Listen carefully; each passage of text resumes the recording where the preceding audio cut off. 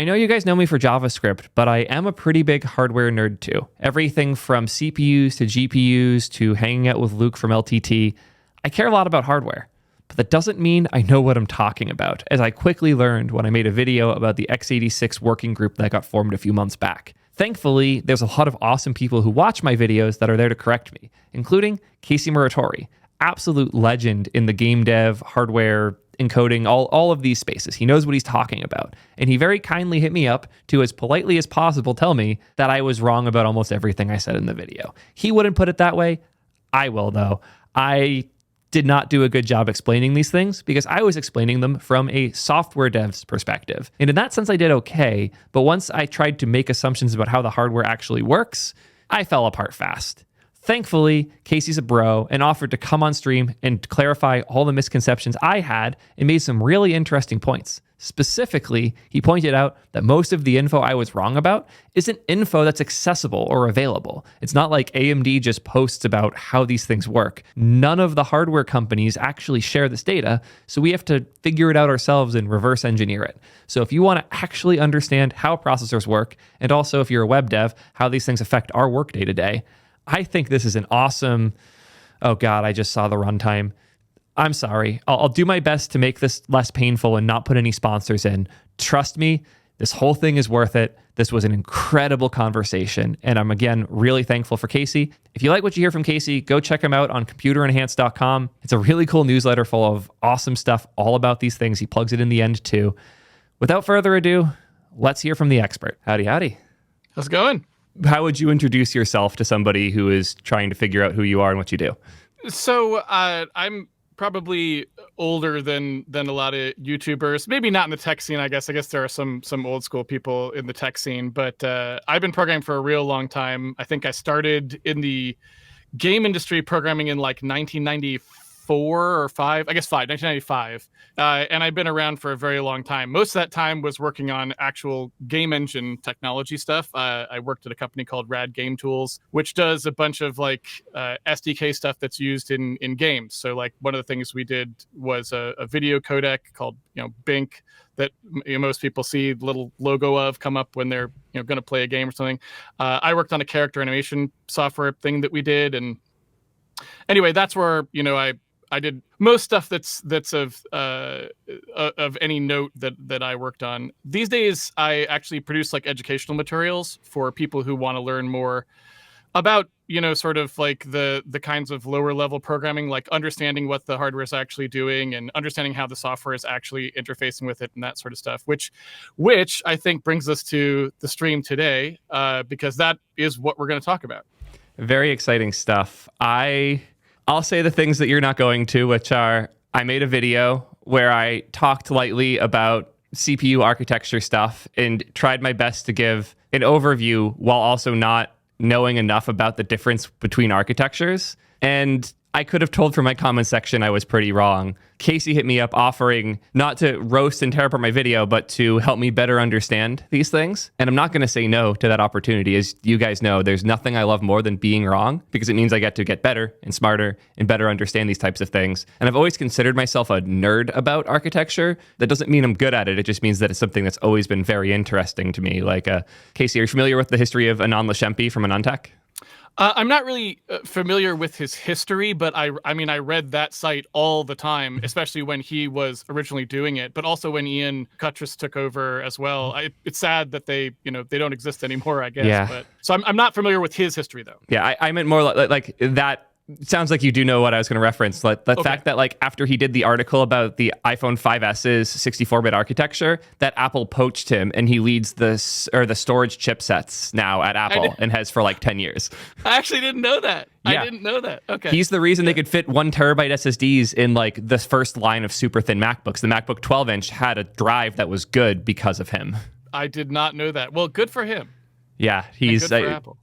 Always been a hero of mine, and yeah, I'm nerdy about this stuff, but as I said before, that doesn't mean I'm good about it. So I'm very, very excited to learn more. Let me add something to that, by the way, because I think this is something that's worth saying. It's really hard to be right about this stuff, because one of the things that I find incredibly frustrating, and it's gotten even more frustrating as I've tried to produce educational materials on this stuff, because I want to go and check things, right? I'm trying to like make sure that everything's right. It is incredibly difficult to get hardware people to talk about how the stuff works. They are so secretive about these things. And I'm sure they have good reasons. I know that, patent fights happen in that space. And also like there's huge lead times. So you don't want your competitors knowing what you're building. And there's all this stuff. So I'm sure they have good reasons for like their very secretive culture. But one of the things that I find incredibly frustrating is like, it's hard to be right about this stuff. It's not like in the software world where if you want to know, if you're not sure how something works in React.js or something, you could go look at the source if you're qualified to read it, right? You don't have to guess, right? But in hardware, it's really not that way. There aren't you can't look at the source, VLSI or whatever they add, you can't look at the source design for a Zen 4. It's all behind closed doors. You can't even ask about it. They just won't tell you. And so I think it's worth kind of noting that it's understandable why people have misconceptions, and it's understandable why people are wrong, because we just get the kind of information that we would expect if it were software. Yeah, I've heard so many stories that touch on that point, but never heard it put so like clearly and concisely. Just little things like I remember how impressed people were when Intel's ARC GPUs started to happen, and they were being very public with how they were doing things, and being able to talk to the engineer actually designing the chip was considered this like crazy new ground that hadn't been broken before. Or the story I told earlier about Anand reverse engineering Apple's Cyclone architecture because they didn't put anything out about it, and rather than like just go after him legally trying to get him to hide it all, they decided to hire him because they knew he'd be a good asset for the team. All of these stories seem to touch on this point that you're making of like these hardware companies generally are secretive of these things. And I, as an open source nerd with through and through, like not just with my like software engineering, but I try to be as open as I can be about everything I do. All the tools I use to streamline and orchestrate my content process, they're either open source tools that I've put out there or documented the hell out of how I use. I love sharing how I do these things because the part that's exciting to me isn't the individual pieces, it's what we can do with them. And if more people have an understanding of and access to those pieces, it means we can do more fun stuff. Obviously, hardware has a much higher barrier for entry, but it still, to me, just kind of sucks that it's as hard to break into as it is. Well, and I also just wish, I don't know, it might just not be possible because of the business realities, like I was saying, but I do wish that I could convince some of the hardware companies to be more open just to the software side. I don't really need to know like how does your floating point multiplier work or something, right? Like, but just a very simple example. I know multiple people who work at NVIDIA. None of them are allowed to tell me. I'm just literally this. None of them are allowed to tell me where a CUDA core would appear on, say, a 4090 GPU. So on the die, I'm just like, could you tell me which, like, because CUDA core is a separate decision. We probably won't get into that today because that's it. But it basically it's a floating point multiply add, right? Is what a CUDA core is. But I'm like, where is it? Can you tell us where it is? Because people have guessed, but no one really knows, and they're just like, we can't, like, we're not allowed to talk about anything like that. So even just simple stuff like I just like to understand the die shot of this thing or the CPU, just so I can understand more what I use every day in my computer. They just won't tell you those things, and paradoxically, you're more likely to get information like that from reverse engineers at another company who have used like photon emission microscopy and stuff and done micro benchmarks and looked at what lights up, and they go, oh, well, we know where the CUDA core would be. Like they'd all be like, here's a cluster here and here's a cluster, right?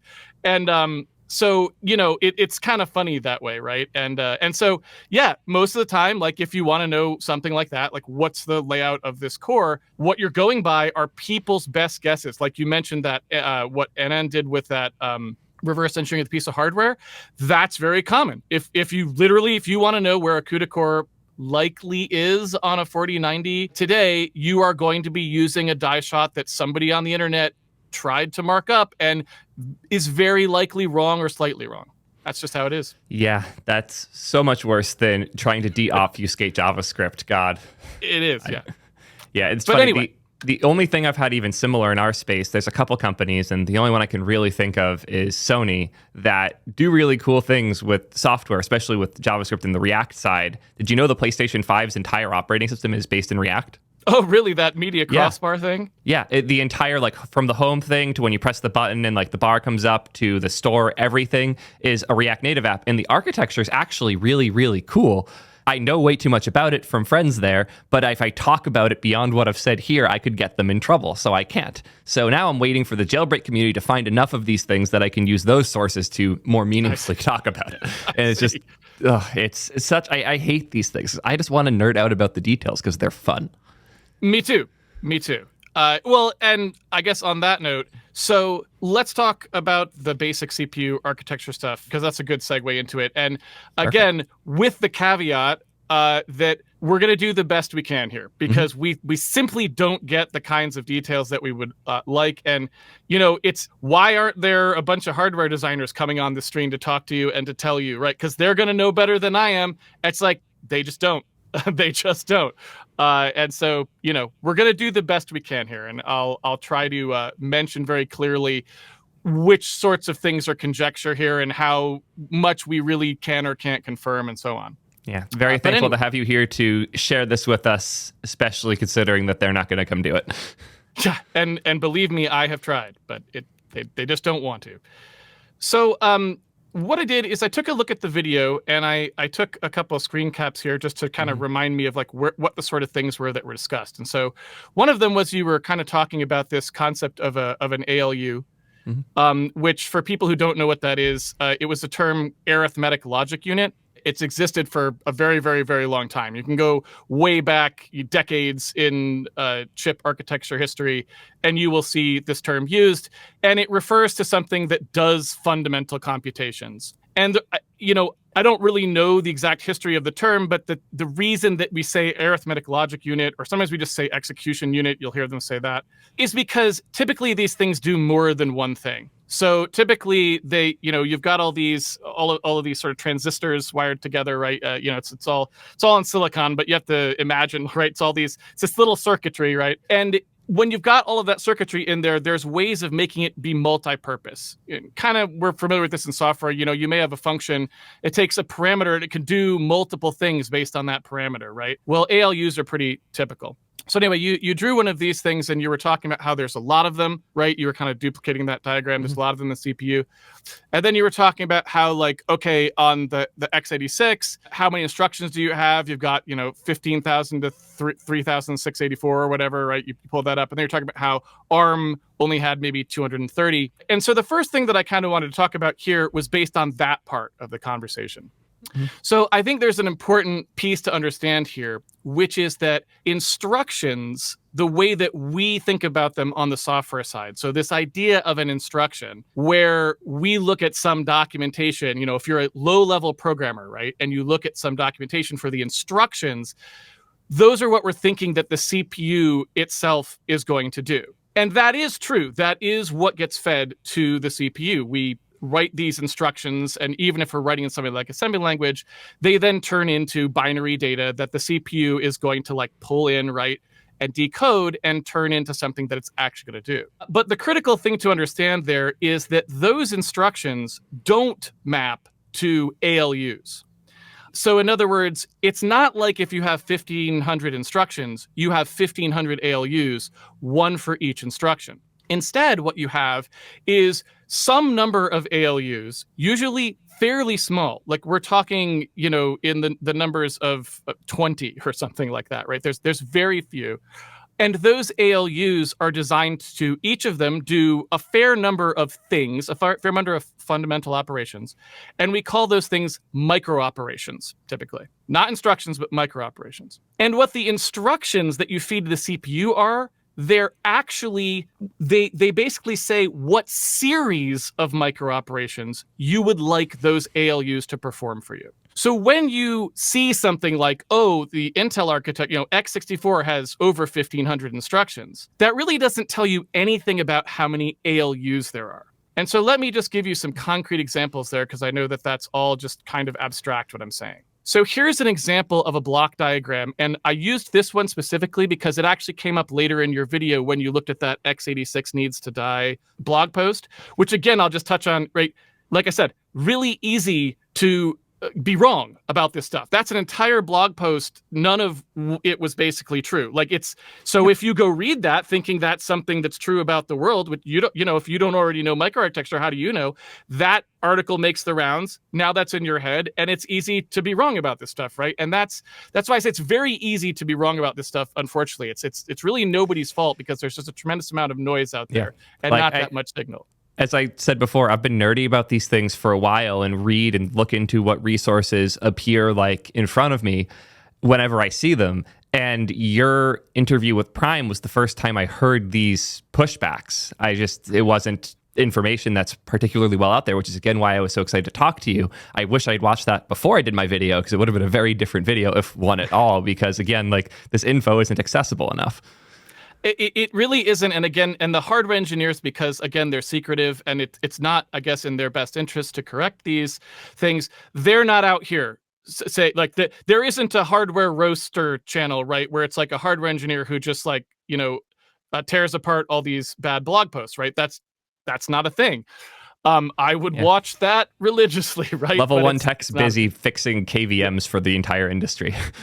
So anyway, here is a block diagram that was cited in that one. It's made by AMD. It comes from AMD's own slide presentations, and AMD is actually more open, say, than someone like Apple about what's going on in the chip, to the extent that they do produce one of these block diagrams and show it prominently in their presentation. And what's great about this is this shows you right here how many, basically, of those primary execution units, those ALUs, and I'm using the term execution unit here because ALU is typically talking about a very specific kind of execution unit, and we can maybe touch on that when I go through here, but generally execution is something that does a fundamental microoperation or something like that.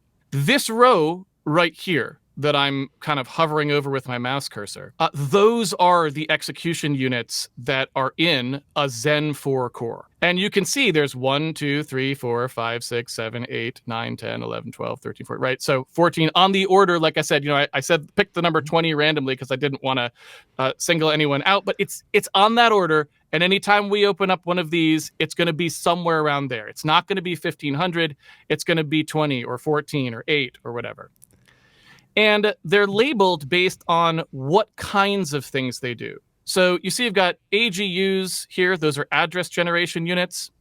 You've got the ALUs, arithmetic logic units. You've got BR, which is for branching. You've got the, over here on the, this is the floating point side of the chip. It's really the vector side of the chip. They label it floating point and integer, but really this side does integer as well. But this is what does those sort of SIMD instructions. You ever heard of them? Here you've got your multiply accumulates, your adders, the store, the ability to store things. That's what all of this stuff does. So if you look at one of these chips, you're just fundamentally not going to see any kind of relationship between the number of instructions in the instruction set, whether it's 15 or 1500 or 15,000. You're not going to see any relationship between that number and this number, right? Because of this top part of the chip right here. Typically in CPU architecture, we call this the front end. And I should say we, we. I don't know this stuff, right? I only know what they tell us about this stuff. So I say they. They call this stuff the front end. And what it does is it turns those instructions into things that can be done by these execution units. So that is why I said before, they do things called micro operations. Why do we have to have this other term, micro operation? Because instructions and micro operations are not the same thing. The instructions that you write, they go through a decoder. They turn into some series of micro operations.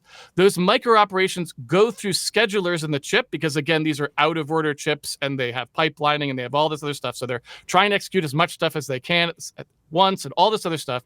They go through these pipelines and then they end up executing on these execution units down here. And if you think about what actually happens there, the result is that the entire argument about things like ARM and x64 and which one's going to be more power efficient or all those sorts of things. People end up getting confused about that because they focus on this first part, which is how many instructions there are. And because there was this sort of, original RISC versus CISC kind of stuff, which we'll get into a little bit later, they focus on that and they think, oh, it must be that x64 chips are going to be more complicated on the inside because they have more instructions. But in reality, there really isn't much truth to that. And in fact, you can build quite small x86 chips if you want to, because most of the circuitry that's in there, like most of the die area, is not being spent on things like translating instructions into these micro-ops. It's actually being spent on completely other things. And I should put a little asterisk on that because decoding in parallel is a thing that gets spent on, and it is one reason that you should care. But again, it has nothing to do with how many instructions there are. It's about other things like whether those instructions are variable length and that sort of stuff. And so what you can see when you look at something like this is that really, if we want to talk about differences between things like ARM and x64, we're not talking about those ALUs. It really doesn't matter. And you're going to see a very similar number and type of those no matter what you look at. And but I don't want to go on for too long. Can we keep that open? I do have some questions if we can go first. Let me just show you one quick thing first, and then I'll stop and you can go. So here is, there's a Twitter account called Cardiac, C-A-R-D, or Cardiac, who maintains some best guess block diagrams for how CPUs are structured. So you can see again here, you've got like the different like ALU types here, right? And you've got which ones can store data and that sort of stuff, like I was pointing out before.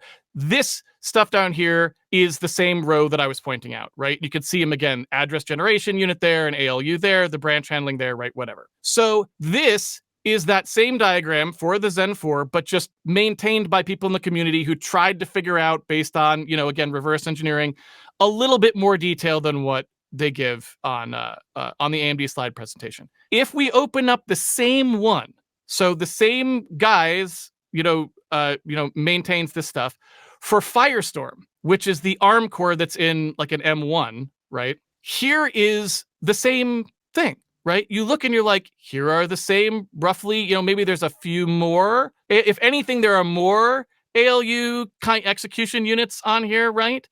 But it's roughly the same order of magnitude for the things that are in here. And again, like if anything, you're seeing more on the M series because it's a more sort of like overpowered chip for what it's trying to do, right? And they also do actually, from my understanding, they do stuff a lot of specialized stuff in it. Like they have more things that are for just like x86 emulation with the Rosetta crap. And I don't know how much of that's like on the chip versus is purely software, but yeah, I know they're trying to sneak things in. We can actually talk about that. I did pull some references for that because you mentioned that in the video. So we can get to that later. But in general, the reason there are more of these is not because of that. It's because they want more power, right? They wanted a powerful chip. So they're like, we're going to spend a lot of money. We're going to dedicate a lot of die area. We're going to have a lot of execution units, and we're going to feed those things, right? And there are some reasons why some of that is easier in ARM, but they have to do with what's up here, and we'll talk about that a little later. But anyway, I just wanted to show that really quickly. So when you look at these two, right, and if I go back one more time to that Zen one, it doesn't look that different, right? And so again, number of instructions is not really the thing that you want to focus on when you're thinking about that. Okay, so let me bring up that diagram because you said you had some questions, and I just want to give that background before we go any further. Super, super helpful and gives us a really good like area of understanding that we can discuss from. To just make sure my understanding here is correct, there is effectively another set of instructions, the microtasks that exist underneath assembly, and any given instruction you're giving, like an add instruction, can map to many different things underneath that we don't know anything about or have any insight into as the developer writing the assembly code. Yes, although I would say we do have some insight into it, and we can talk about that in a second. But yes, so if you were to take something like an add instruction, for example, an add is one of the most simple things the CPU can do. So if you were to do an add instruction that was going to add, so again, I don't know how, it depends on the knowledge level of assembly language programming of people on the stream here, but there's this concept of register names, right? So you say, I want to do an add, and you say, I want to add this register to this other register or something like that. In x64, there's obviously the equivalent on ARM as well, and so on and so on. If you were going to just add two registers together and put it in another register, get the result out, which maybe goes back to the same register, maybe you've got a ternary op, goes to different register, blah blah blah. Point being, you're doing adds inside registers only, register names. That would almost certainly, and definitely in x64, but on most things, that will turn into just a single micro-op, because it's so simple that it can be done just by one arithmetic logic unit with one operation, right? Mm-hmm. However, if instead you were to do something that is allowed in x64, which is you were to do an add of a register to a memory location. So you have not loaded that memory location into the CPU core yet. It's still sitting in like a cache somewhere or out in memory. You're saying go fetch that and then add these two things together. Now, it does not turn into a single micro-operation. It turns into multiple micro-operations, because those micro-operations are going to do that fetch and then do a single micro-op for the add at the end. But there will be more total micro-operations issued for that thing, because effectively what you've coded there is a load and then an add. And it will turn into those sequential steps when it flows through this pipeline. Specifically, when it gets decoded right here, it will be turned into more than one micro-op that will then flow through. And so that is how this works, right? And depending on the complexity of the instruction, that's what you'll get. You actually mentioned this in the video, in fact, when you were looking at that x86 needs to die article, they mentioned this mpsadd DBW, however you want to say that, mpsaddbw instruction. This is mentioned in the article as kind of like, oh, how, x64 is so ridiculous, right? It's got this ridiculous instruction that does compute multiple packed sums of absolute difference. How is that? That's so silly, right? Well, what I did here is I just pulled, let me bring this up in a sort of a bigger window here. I pulled there's actually a really great project that these guys wrote a thing called NanoBench, and it basically is like a systemic way of interrogating what kind of micro-ops are done for various instructions. So I pulled the page on that particular instruction. And what we can look at, we can pick one of these CPUs here. I happen to have a Skylake in my streaming machine, so we can look at that particular one. But what you can see here is it says what it's actually going to do. So this port usage thing here actually tells us, and in fact, number of micro-ops up here would tell you too, but this is kind of a more interesting one for various reasons. So that's going to turn into two separate micro-ops on that architecture. If instead I was to look at one of their most recent ones, like Alder Lake P, right? You can see that that's going to do two, but it's going to do them in a different pattern, right? It's going to do one here, one there. If I was to look at the E cores, which are the smaller ones, right?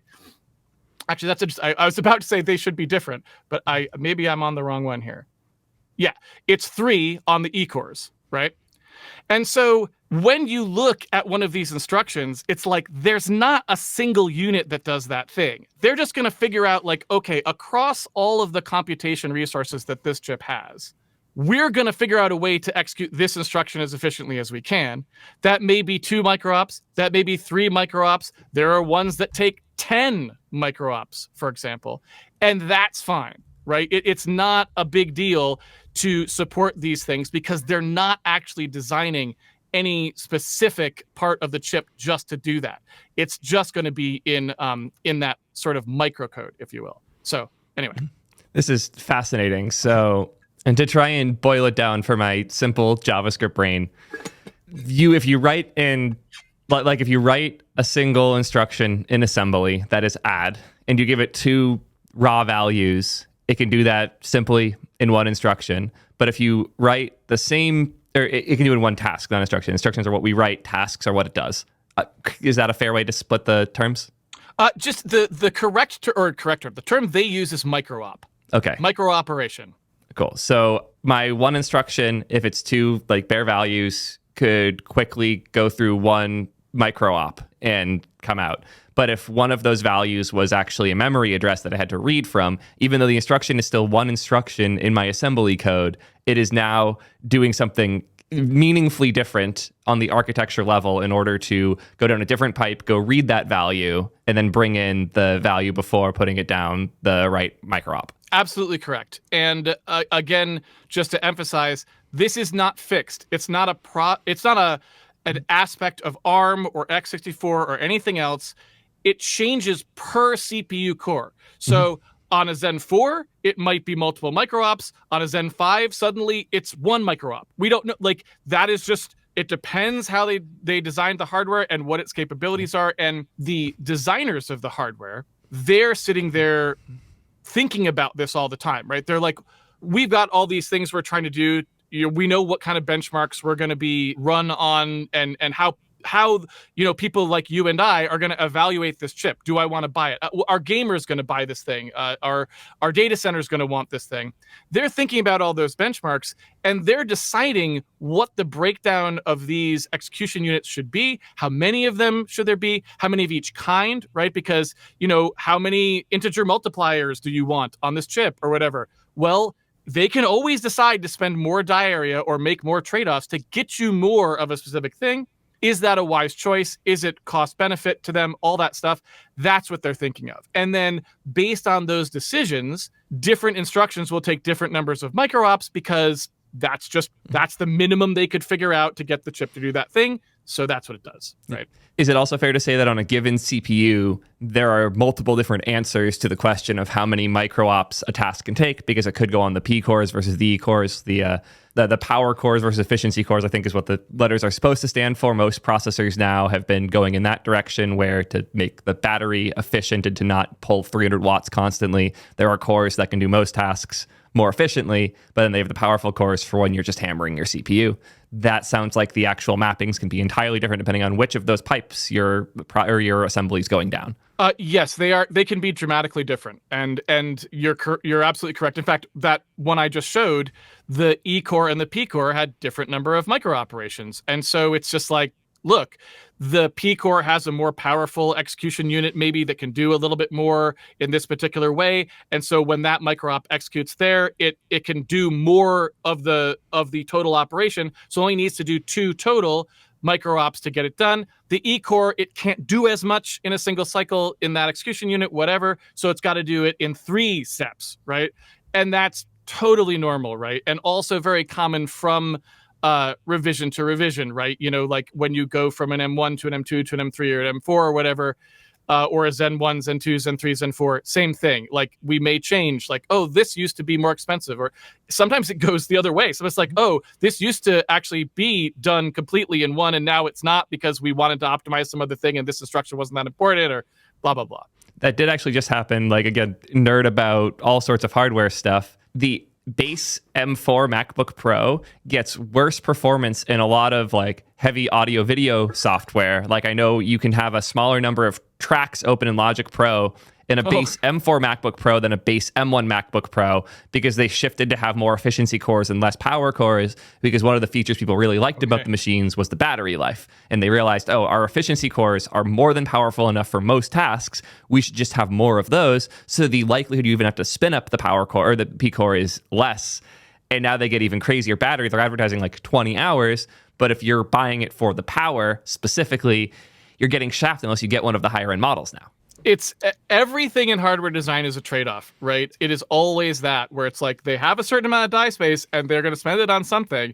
And if their market dynamics say that E-cores, or I guess Apple calls it big little, I guess, or do they call it big little? I don't know. They're Firestorm and Ice Storm, I think, right, is what they call them. But if they say they're going to have more of the lower power ones because that's what the market is going to want, then yes, some people are going to be unhappy because like they would have preferred way more power cores, right? But that's just how it is. Absolutely. This is starting to click. And part of me is just feeling rage because I've gotten so much crap throughout my life for using a language that is virtualized when I could be writing things that compile to real native instructions. But in the end, instructions are all a mirage. This whole thing is like assembly is a language pre-assembly almost. There's actually a question I got in chat that I thought was interesting, and I'd love your take on it before I give my less good one.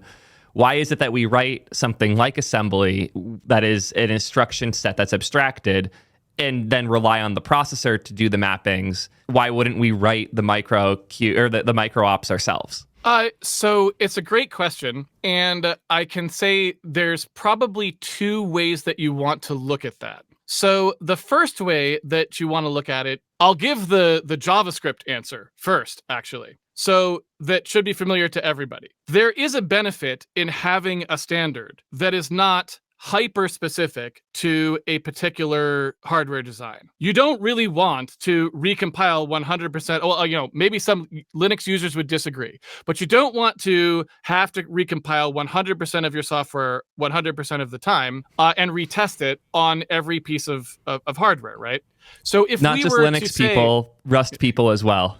Okay, well, yeah, okay, but you know what I'm saying, right? Like, so in general, we would like some binary stability. And so the high level abstract reason you might not want to code to that is because literally you would have to have two different binaries, one for your P core and one for your E core, as we just said, right? Because they're different micro-ops, right? Just even on that one, we were looking at Alder Lake. So just one Intel chip in your laptop, but because there's different cores on it, you would have to have two different binaries running on those two different core types, right? There's a high level abstract sort of like just programmer view of it that there's a reason why you wouldn't want that. But there's a deeper hardware reason why you might not want it either. Micro operations are literally just whatever that CPU core most efficiently is going to do for a particular thing you want to accomplish, like an add, right? And we don't necessarily, like, even if you just think about how we do things in the software world, we don't necessarily always want to send, when we're sending something, like when we send something to the CPU, right? We don't always want to send over a channel the literal thing we were trying to do. We don't send raw image data, right? When we go to look at a photo, we send a compressed representation of that image data because it's way more efficient to do that. And then when it gets to the place that actually wants to view the image, it gets decompressed. Well, ISAs like ARM and x64 and that sort of thing, you can almost think of them at this point as like a compression language for these micro ops, meaning we need a compact way of just saying, look, I'm trying to do an add here between a register and a memory location. I want to express that in as few bytes as I can. And then when that gets down to the actual CPU core and it's ready to work on it, it can expand that out into several micro ops if it needs to. But that would still be more efficient than me actually saying what all the micro ops are. And so there's another component to this, which is that if you design a instruction set intelligently, you may also be able to get a more compact representation of what actually has to happen. And so you wouldn't want to force it to have all those micro ops. And just to give you a little bit of insight into why that might be possible in hardware, if we thought about even that simple case of doing the add with a memory location, well, think about the steps that are going to happen inside the CPU. It's going to have to go fetch that memory address. It's going to have to put that somewhere. It's going to have to then take the register that had the existing value, and then it's going to have to add those two together, and it's going to have to put it in another register. Now, all of that has a bunch of redundant information in it. You know, because you're executing this add with a memory location, you know that whatever you fetched, you're then going to add it to this other thing.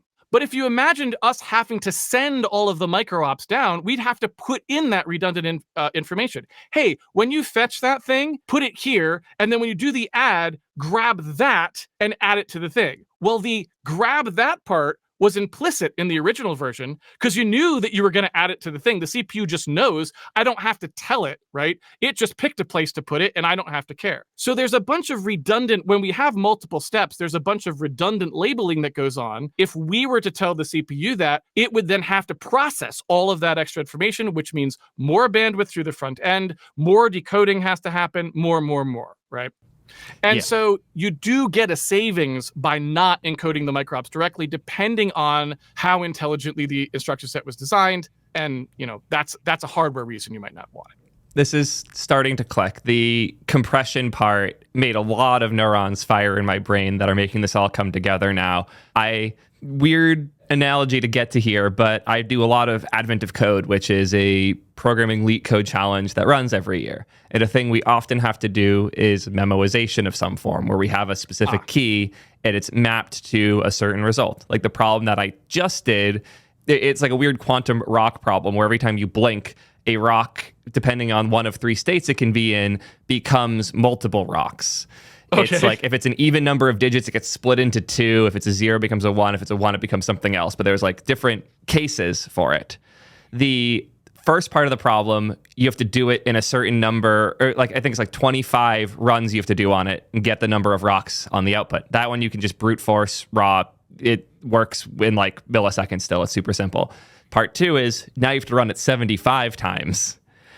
And the moment that where it clicked for me was, the order of these things doesn't matter. The storing of all of this is way too much data. All we care about is what one number becomes. This number becomes one of these 3 different things. If we have to do it 72 times, we just multiply it by 72 now. And that realization meant, I can map every single one of these instructions that are just like a single number to an object that is like a dictionary, just tracking all the things it converts to. And then I can pass a much smaller value over to my machine that does this, and it will give me back a much smaller response using that map to figure out the more complex parts that normally would have had to be encoded in the instruction. I'm able to significantly reduce not just like the amount of data that I'm writing in my application or the length of the instructions.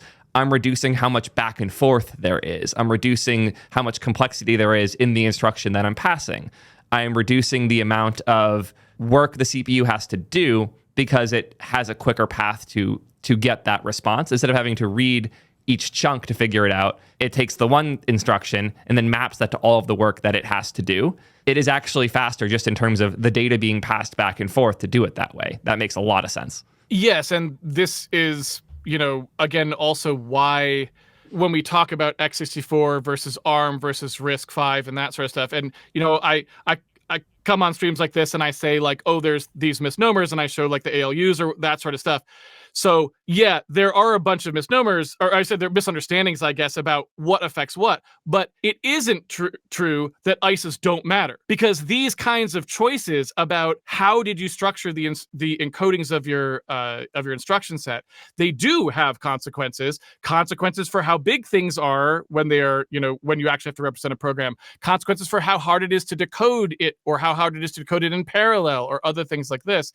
And so really that part that's talking about going from instruction to what the CPU will actually do is part of the thing that differentiates a RISC-V from an ARM from a x64, because it does matter to some degree. It's not one of the most important things, but it does matter to some degree, and it's for those reasons. Yeah. On that note, I'm resisting the urge to make a lot of jokes about Java being the optimal assembly language right now, but now that we're thinking in terms of the different instruction sets almost as like a front end on top of the micro optimization, the micro op architecture that exists on the processor, the scheduler, and all of the pieces that do this right based on the assembly instructions you give it. What is the difference between these different instruction sets, and how does that affect things like the architecture of the chip and the potential performance and all of the things that I was trying to explain incorrectly in my video? So I guess let me comment on one thing there about Java, and then we will move on to that question. Sorry with the bait, I had to. No, I actually think there's an important thing there, which at least I try to get across, so I want to take this opportunity to get it across. Picking a language to program in is a lot less important, in my opinion, than programmers being educated about instruction sets, like this kind of stuff we're talking about today, and actually keeping an eye on whether the languages they've chosen are producing efficient instructions for these architectures. Because if you program in Java, but you have a pretty solid understanding of microarchitecture, and you're keeping an eye on what your Java, JIT is doing, and you're like, it's producing pretty reasonable, code for what I need it to do, you're not going to have a problem, right?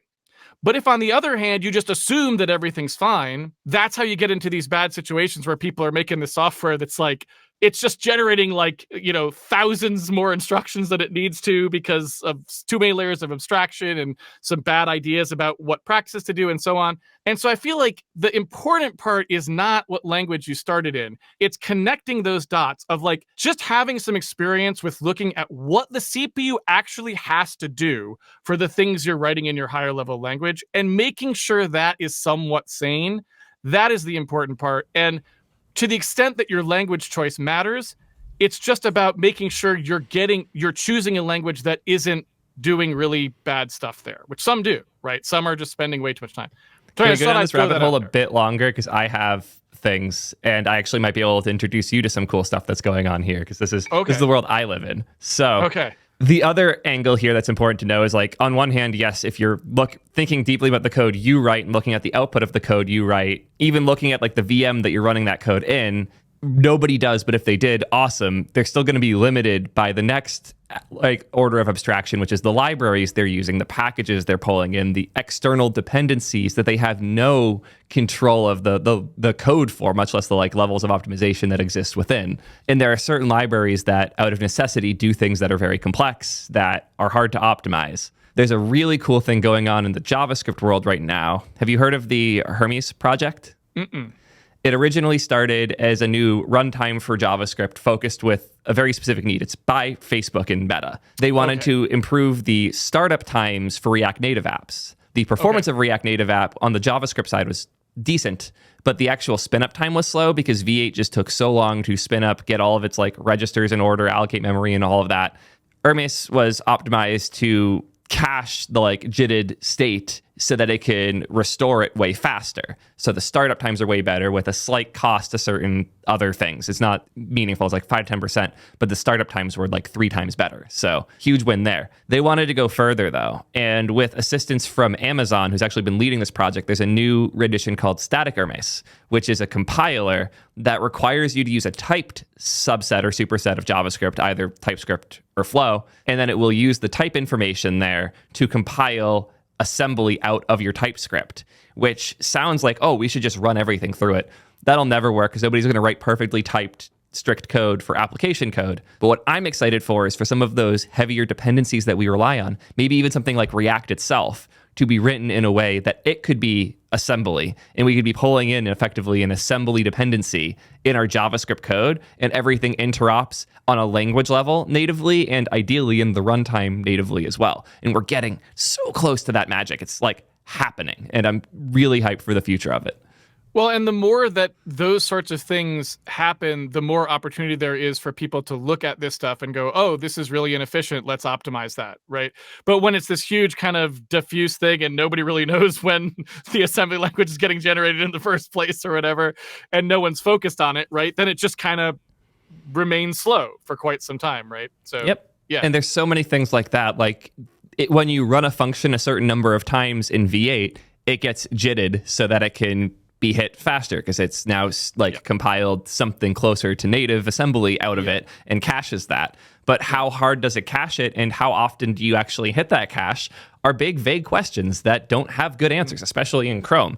There's a fun flag you can turn on in Node where you can tell Node to store the cached JITted output, and it actually makes Node's spin-up times like 10 to 100x better. Companies like Vercel are working really hard to automatically do that and cache the JITted output so that it doesn't have to send the raw JavaScript code to spin up a Lambda every time when it can cache the binary instead. We're just starting to find these things in the JavaScript world. But like for the first time ever, we're starting to look at the native like assembly and instructions that come out of our JavaScript code and think about it deeply as a web dev world. And it's actually really exciting. And I'm hopeful that us talking about this to a web dev leaning audience like the ones that are watching this now, I see you there in chat. I know that you're here for the JavaScript stuff. I hope that we can get more people excited about these things going forward because it's going to be more important than ever. And I think there's going to be a niche discipline within web dev of the people who know enough about these things to take the core dependencies powering the internet and make them 100 times faster. The opportunity is definitely there because, again, the real great part of understanding the actual stuff the CPU is going to do is that is what lets you know what its performance will be. Once you know fundamentally what the CPU is going to do in terms of micro-ops, you more or less know exactly how long somebody's going to take. modulo some things about like, well, depending on like, your fetching patterns and things like this, is it going to come out of the L1 cache, going to come out of the L2, those sorts of things. There's some things about data flow you have to learn as well. But in terms of understanding the actual computation part, once you kind of know how instructions turn into micro-ops and what they're going to do, you have a pretty good idea of how fast someone's going to run. Whereas if you just look at something in a high-level piece of code, you really can't tell because it doesn't really have anything to do with the CPU at that point. So there's no way to have that kind of mental model. Okay, so you asked a question though, which is, it was about what are the ends. Differences? Yeah, we can go to that, but there's another question that I think might help here. Okay. I'll let you pick what we do first. The other question was, what is a cycle? Okay. So what is a cycle? Meaning like when we say like that a thing is running at 4.8 gigahertz, like that. Yes. Is that what is a CPU cycle? Like what is done in one? Where do we say a cycle starts and stops? Like it feels like such a vague term now. So I feel like, this is one of those places where I really have to say that it would be better asked to a hardware engineer, because I can only give you the absolute hugest bird's eye view, right? But my understanding of what a cycle is, or rather why a cycle, why do we have a cycle, would be maybe the better question. Is like why did that become a thing that anyone says or cares about, this concept of a cycle? Why don't we just talk about how many, nanoseconds a thing takes, right? Well, my understanding is that in order to design these sort of complex pieces of logic, they need to be bucketed into steps in some kind of a way where you coordinate the handoff of data between those steps. So in other words, you kind of have this idea of almost like a factory assembly line. Like somebody's going to do a thing, and then they're going to hand it off to the next person, and they're going to do a thing. And with the way that the hardware designers design stuff, for whatever reason, and again, I do not fundamentally understand electricity and the way that these chips work. This is why I say it'd be a better question for a hardware designer. For whatever reason, it is not the way it is done, or is not a good idea to just have electricity flowing through the chip willy-nilly and producing an output. Like that apparently is not how it is done, right? A hardware engineer would be like, are you crazy? No, right? Instead, what they do is they have essentially a timing, a piece of like a piece of the silicon is for timing, and it sends out a regular pulse that's like, this is a clock cycle, right? It's like tick, tick, tick, tick. And each core nowadays typically has its own one of those, because the cores, if you've ever seen like this idea that cores can boost, right? So there, used to be, you had one clock rate. Now there's like a range of clock rates, right? Lower power states, higher power states, so on. This like periodic tick is basically there to, when the CPU does a little bit of work on something in one part of that assembly line, the tick is what then hands that work off to the next part. So you have this like pipeline of things that are going to be done. Let's say it's 14, you talk about pipeline stages. Basically, the CPUs are made to sort of like go in this order of doing things.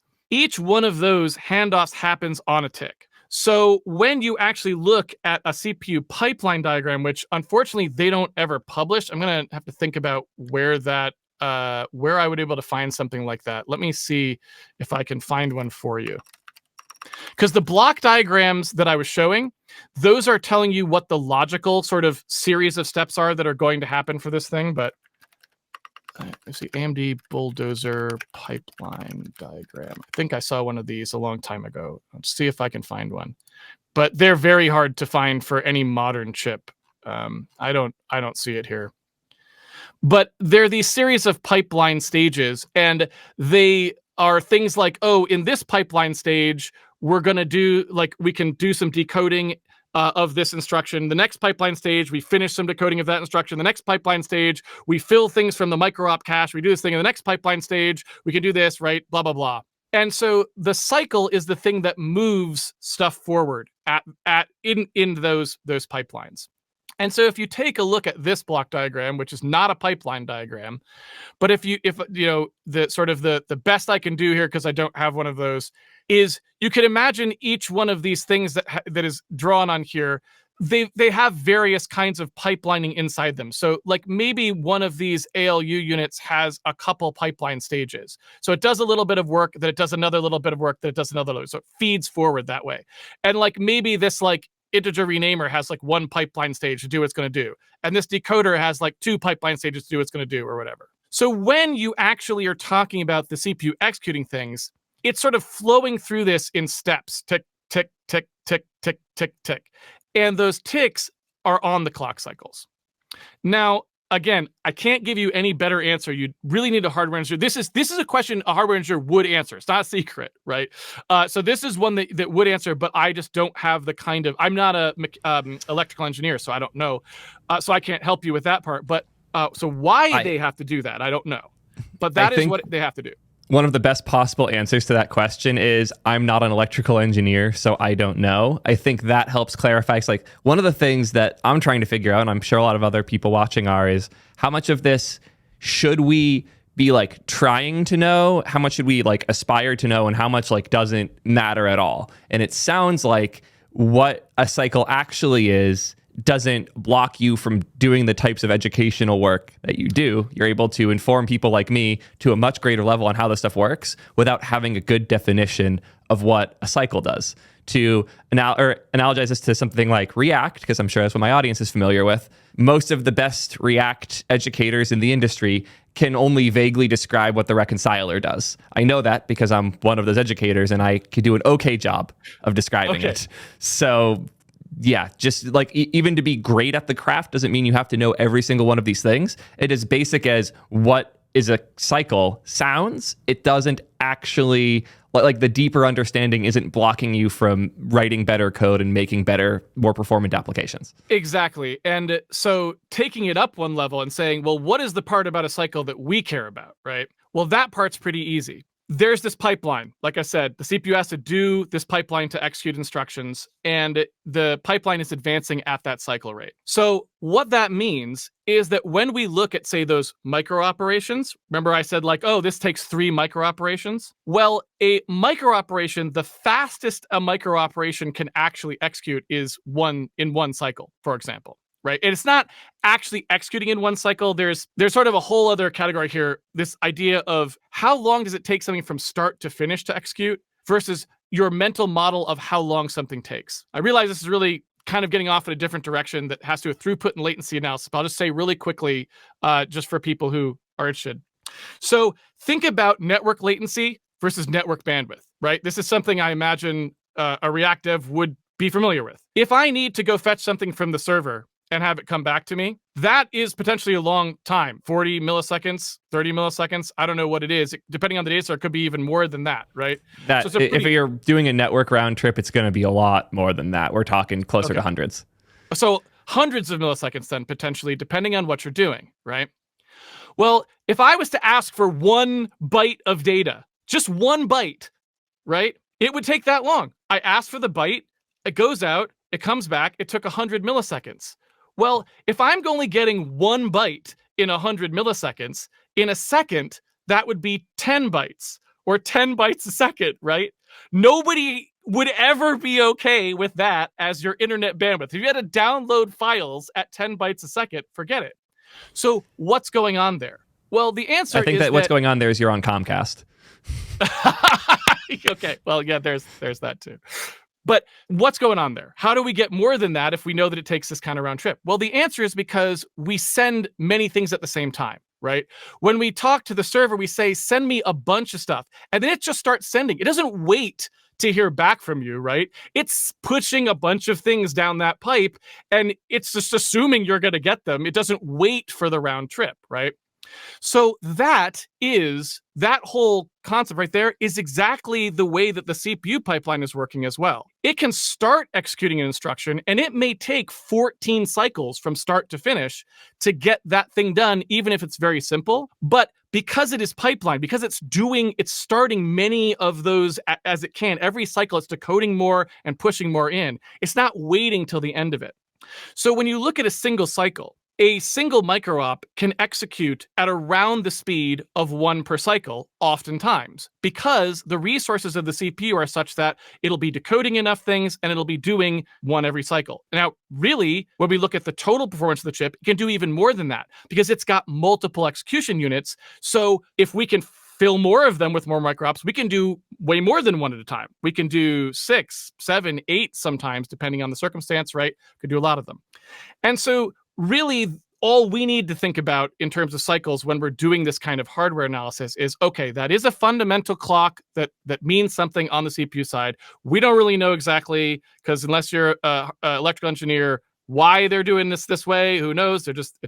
Trust them, they know what they're doing. But we can think of that as like, all right, if I look at this instruction stream and I know it has to do these micro-ops and they're dependent in this way, and I know that my cycle, the speed of the CPU is this many cycles per second, then I can very accurately predict, okay, it will chew through this in about this amount of time. So we tend to think about cycles in that way, like how many of these micro-ops could be consumed in how many cycles. That's all we're really thinking about. And why the heck you need these timing crystals on a chip to bucket, and to hand the stuff out.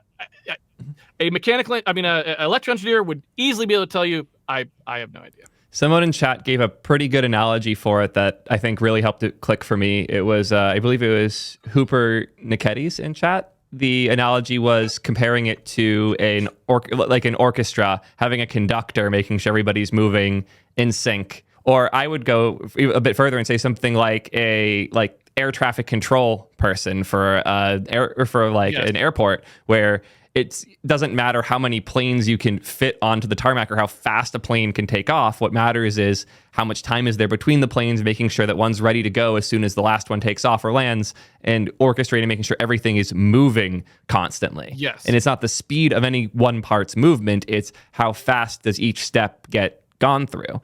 The other thing that's firing in my brain is that, with the little bit of game dev I've done, I think a lot about ticks and like frames in every frame, trying to process what happens next. This feels a lot like that too, where it's like every frame I advance one to many things forward based on what's changed in that time. Yes. And so beyond that, it becomes an electrical engineering question, right? Yes. I am very happy with this answer. It seems like Chad is also relatively happy with this answer. So is it time to dive into what the hell is the difference between ARM and RISC and CISC and Yes. This is always a bit tough, right? But I'll do the best I can. So okay. You won't do worse than I did. Okay. So let me just start by showing something pretty straightforward that hopefully will clear up a little bit of the high level misconceptions here. So on that video, you were talking about the number of instructions. I think in RISC-V, I think you pulled it up, it was like 40 or something. And you were talking about how it doesn't even have divide, right? Like something as simple as divide, not in RISC-V. I don't know if you said it wasn't in ARM as well, but right, there was... Sorry, go ahead. Yeah, I knew that because...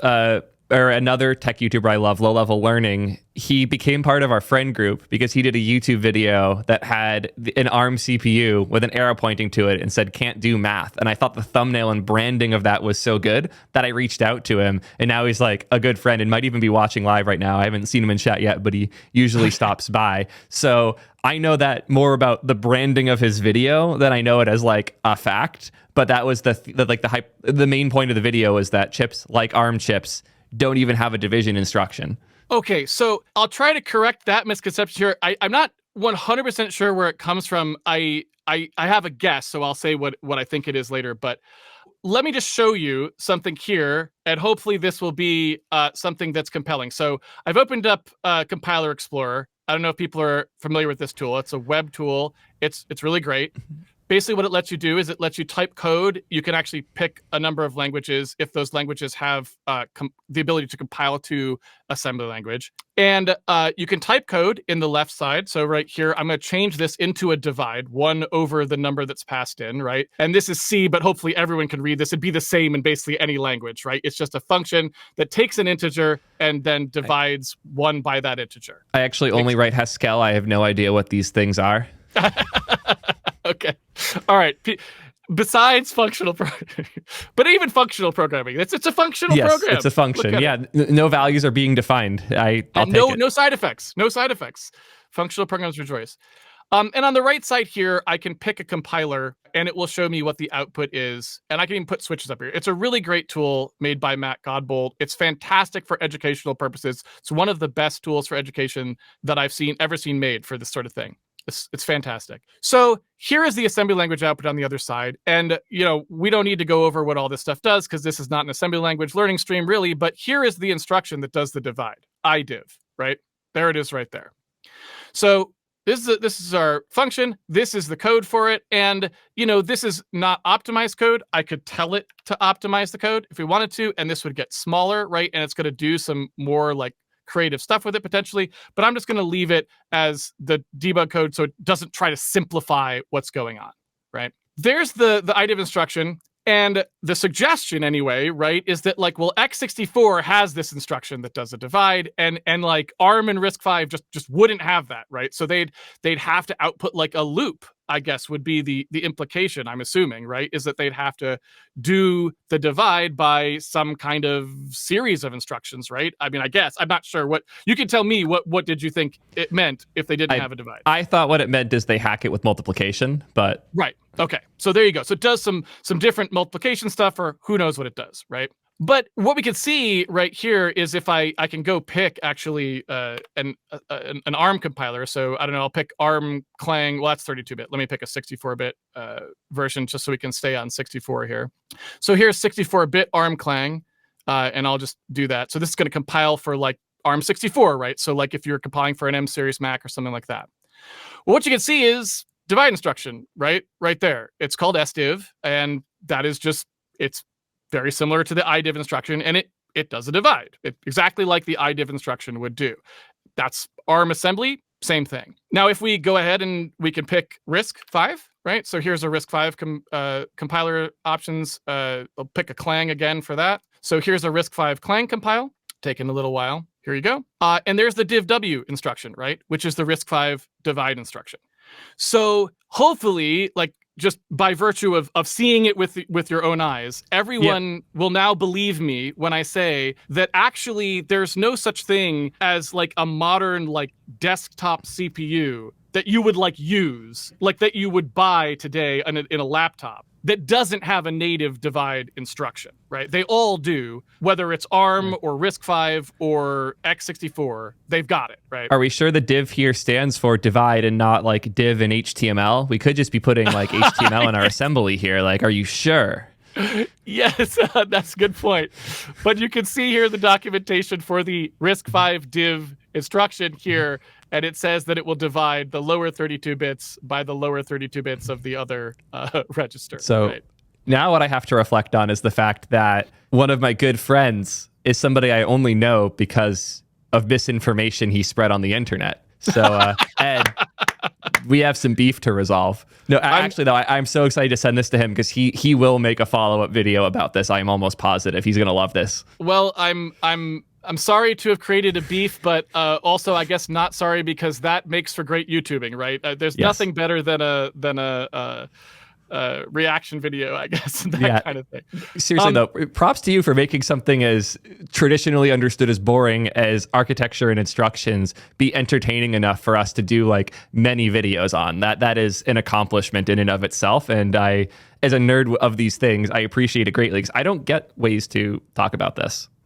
I that's what I try to do, right? I try to make it interesting because I would like people to know it. But so anyway, what's going on there, right? So because it's right there, so if anyone had looked, they would know it was there. Why? Like, how did that get spread? Because I do think I kind of understand why.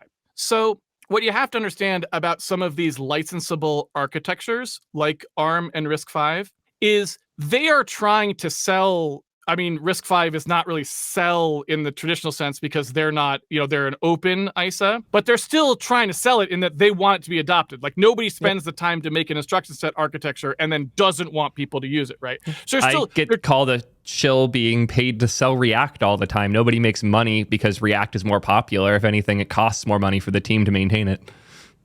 So You want it to be used, doesn't necessarily mean you're getting paid, but you want it to be used, so you're trying to promote it, right? And one of the things so contrast that with x64, it's Intel and AMD's thing. They just define it and they ship the chips. They're not trying to sell it to anybody. In fact, they prevent other people from using it, so they're not doing that, right? ARM and RISC-V, because they are trying to promote usage of this, they want people to use it, they want it to be used as widely as possible, they don't just ship a single definition of the ISA. They don't just say, hey, this is the entire ISA. Now, to be fair, Intel doesn't really either, because when we say things like, does this chip have AVX512 in it, right? So yes, this one does. No, this one doesn't. So there are sort of this idea of partitioning parts of the ISA. So, but we'll put that aside for now. Even just the base ISA for ARM or the base ISA for RISC-V doesn't really work that way. Instead, what they do is they define like the minimum set of things that could do like anything, right? And then everything else is a quote unquote extension. So for example, in RISC-V, I think it's called the M extension, and it's for multiplying and dividing. And let me see if I can actually pull this up for you here, because this is the RISC manual that I have here. So division. Let's take a look. I'm just so amused that I haven't had to use a PDF for documentation on something I was using since I was in college and was taking in it like a programming languages class. Now I have all these fancy web pages with the Algolia search baked in. I would like something like that, because it takes me a while to find these things. It's a pain in the butt. It's called the M extension, I'm pretty sure, but I was gonna see if I could actually find it. Here it is. Yeah. So here's chapter 13 of the RISC ISA, right? And it says M extension for integer multiplication and division. So I think that's where this idea comes from. It's like, yeah, okay, so technically you can build a RISC-V chip without a divider. You can build one without a multiplier. In fact, if you don't support the M extension, you don't have to do either of those things. And there probably are some RISC-V chips that don't. Let's say you've got a RISC-V chip that's some kind of really streamlined, simplified chip for some other purpose that's just not going to be doing any of this kind of arithmetic. It's for just like processing packets in some way. It's not going to be multiplying and dividing. It's just moving bits around in some, router somewhere or something. Well, they just wanted to make it easy to say, okay, we are RISC-V compliant with this, but no M extension, right? And then they don't have to implement these, and they still are technically RISC-V compliant chip. So I think where this idea that RISC chips don't have these kinds of multipliers and dividers or division, I guess, it just comes from the fact that technically it is optional, right? Like you could just choose not to support some extension. But technically it being optional is very different from, the Apple, M series can't divide. It can divide. Like it's got a divider and it's got a beefy divider in there. So off you go. So I just wanted to get that out there, but so people kind of understand a little bit more what's up. So any questions on that before I move on? So would compilers now have to be more considerate of which subset of these instruction sets they have access to when compiling? Like if I wrote code in C that expected a certain type of division, does the compiler now need extensions in order to handle that? Yes, the compiler needs to know things. And as you saw, one of the reasons that I demonstrated this way, I felt like it would be perhaps more compelling to the audience to actually or more convincing, I should say. You'll notice I didn't have to set any architecture flags. Just the default compilation for RISC-V assumes you have a divide because, come on, right? But you're absolutely right. If you wanted your compiler to output RISC-V code that didn't use the M-series extension, you would just need an architecture flag that said, hey, this doesn't have a divide, so you're going to have to output emulated divide or something like that, right? So you certainly could do it. But again, it's so common to have this, no one's expecting to run on an ARM chip in a desktop computer or a laptop computer that doesn't have a divide instructor. So the default is to put that out there. There are plenty of things when we do compile that we set architecture flags for. Some of the example I mentioned earlier, AVX512. A lot of chips don't have that instruction set. So when you compile, you probably wouldn't compile exclusively for an AVX512 enabled instruction set. In fact, there are multiple parts of the AVX512 instruction set that you can enable separately. All of that stuff is definitely true. When you do the compile, it has to know that stuff about the instruction set.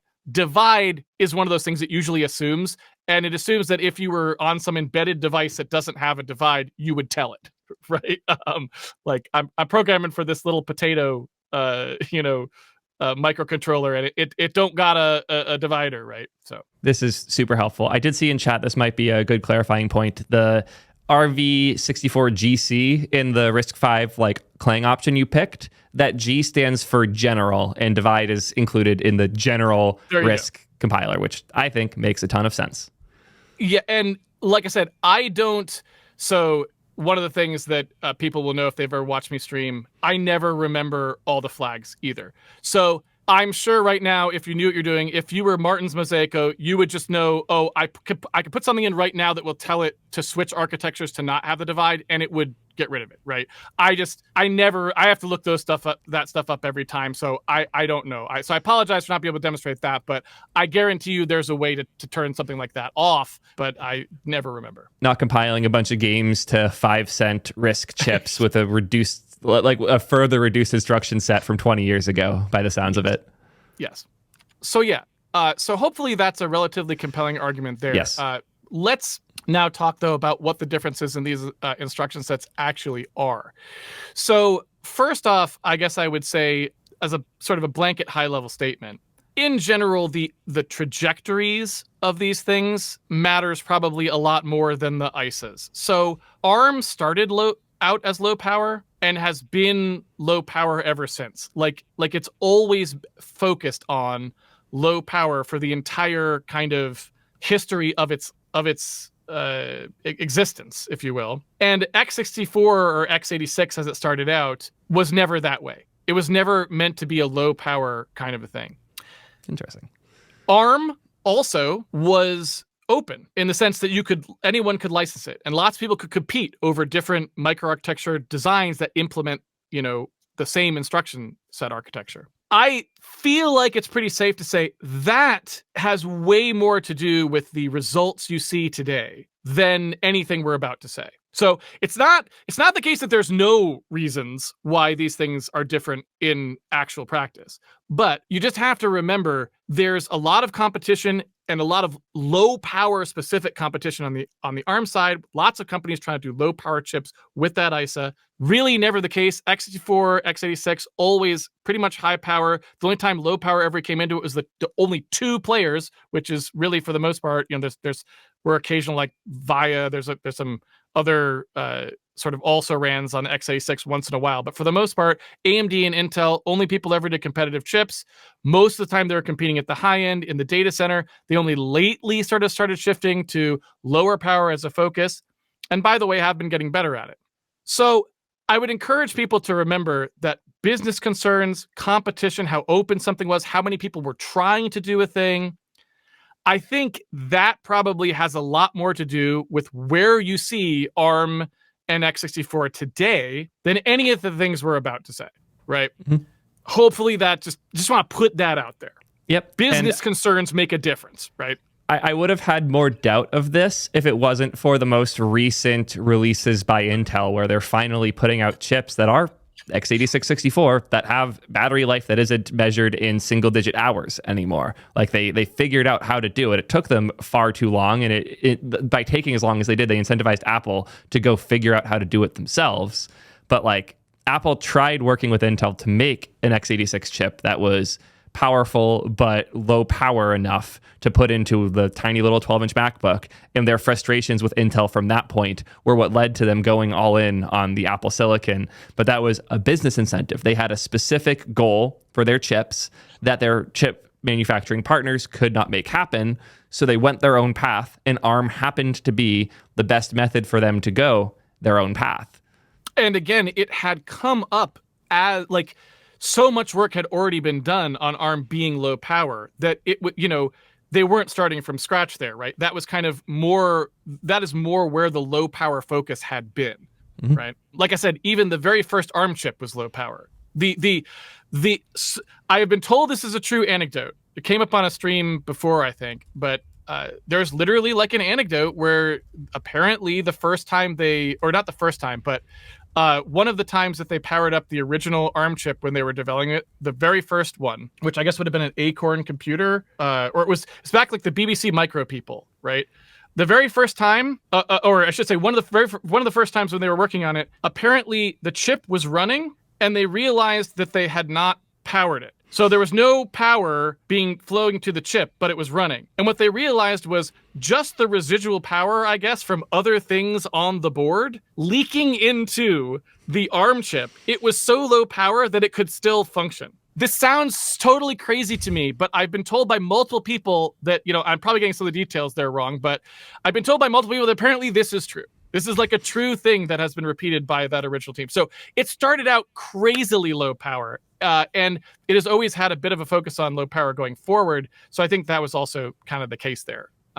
But anyway, what are the actual differences that we care about today, right? Like, what are the things that you might actually care about? So I do think complexity is a thing, right? So that we'll talk about the thing where it's CISC versus RISC first. It is a thing, but it's a minor point. And I just kind of want to get that out of the way first because I think it doesn't matter that much. It's definitely overstated. If we look at sort of the original, I even pulled the papers here. Here's like the original PDF paper, a PDF of the original paper where they first talk about what is RISC, right? It's like, it's sort of like announcing to the world, like, this is what here's a paper writing up things we've been doing and people have been working on it at that time. There's a bunch of people working on this idea. And this was like a paper where they're like, let me tell you about this thing we've been doing, RISC. And I'm making the case for it, right? And they sort of try to summarize, like, what are some of the traits of RISC, right? And they say, like, operations are register to register with only load and store accessing memory.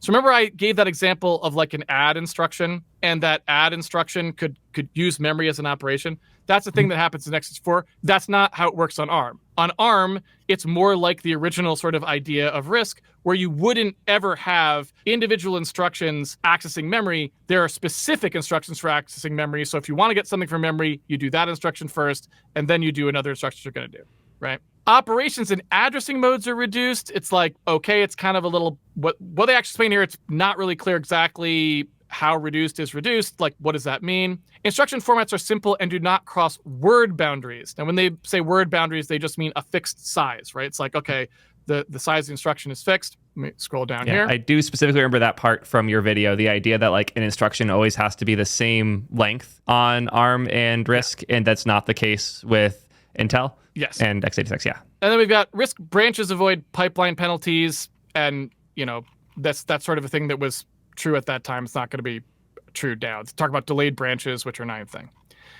So, there's somebody's summary. It's Patterson, actually, who people would probably know. I believe they're, there's a computer architecture book, right? They're pretty that's a famous person, right? That's not just like some guy wrote a thing.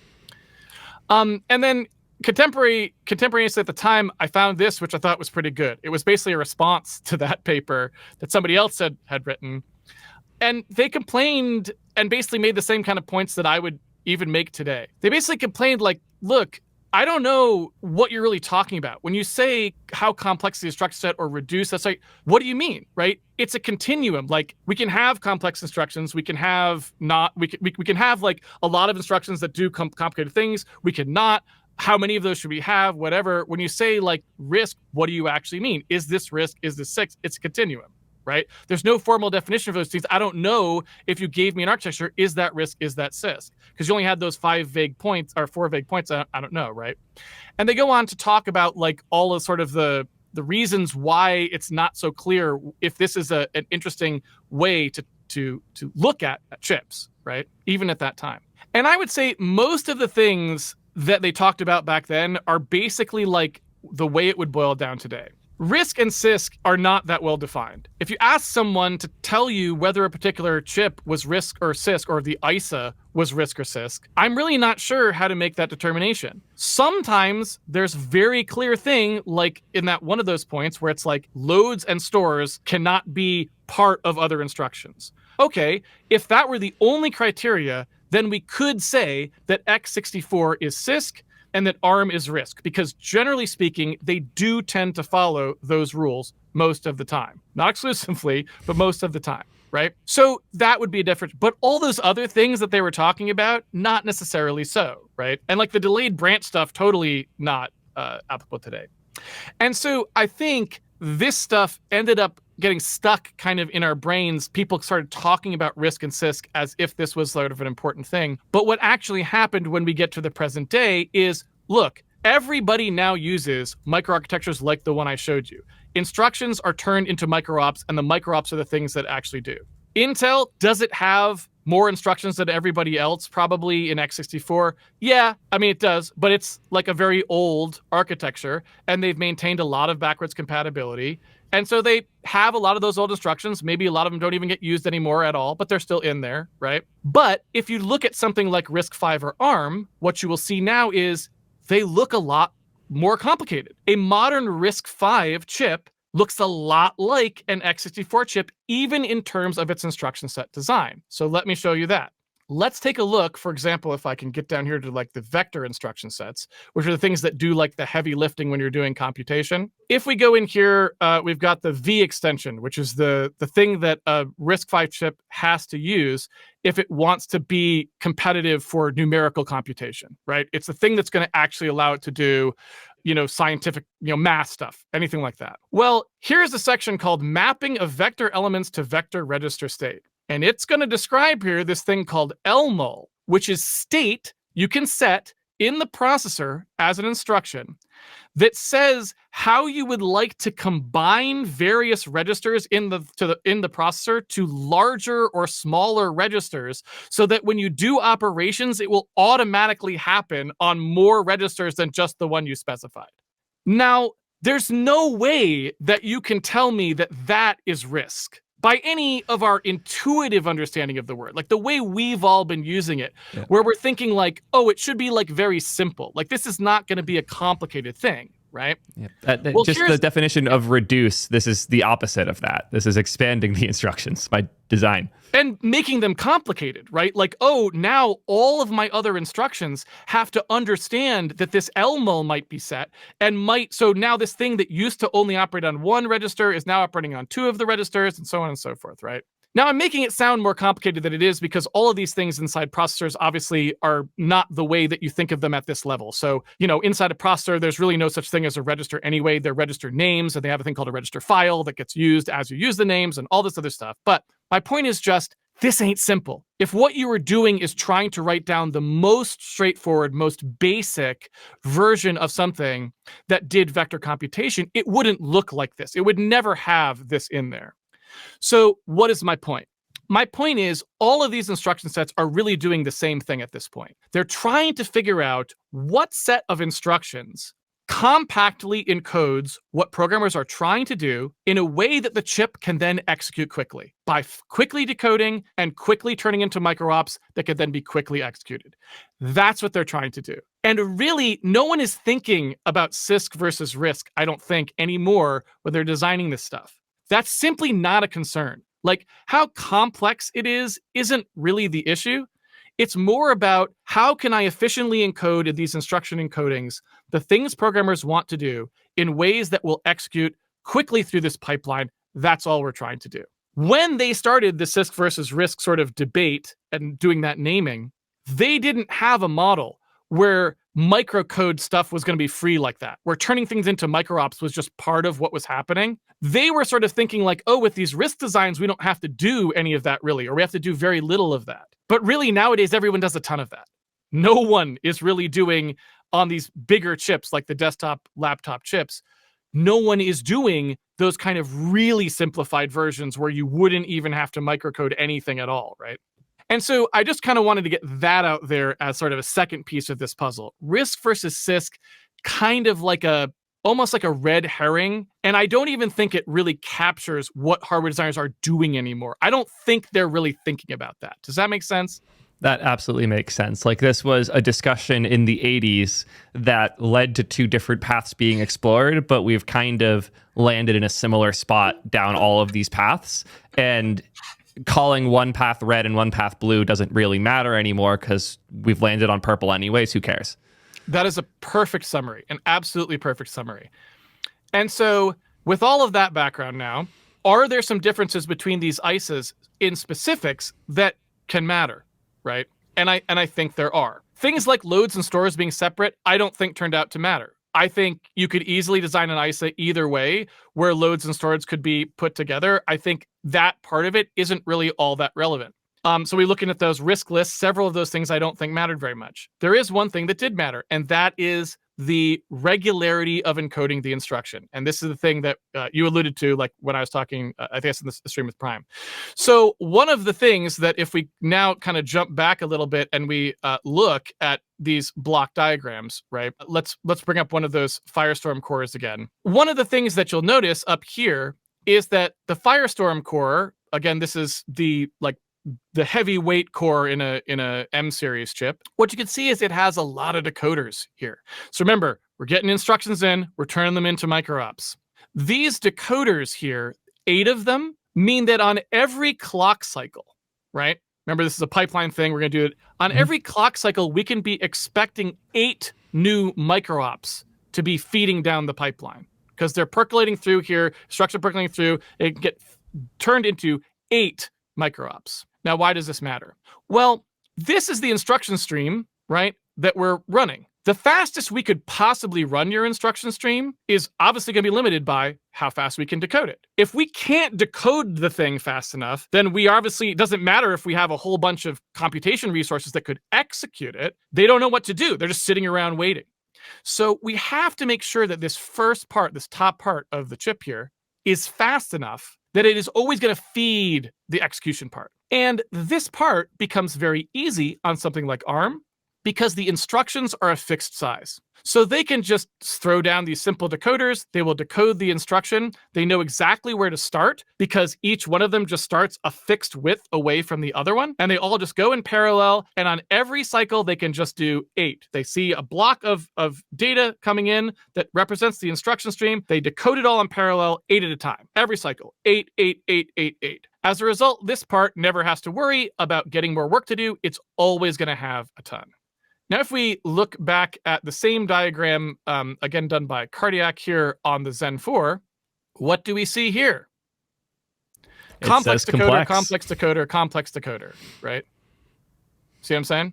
Yep, there's already a difference in the phrasing. It's called a complex decoder now. Yes. This is much harder for them, right?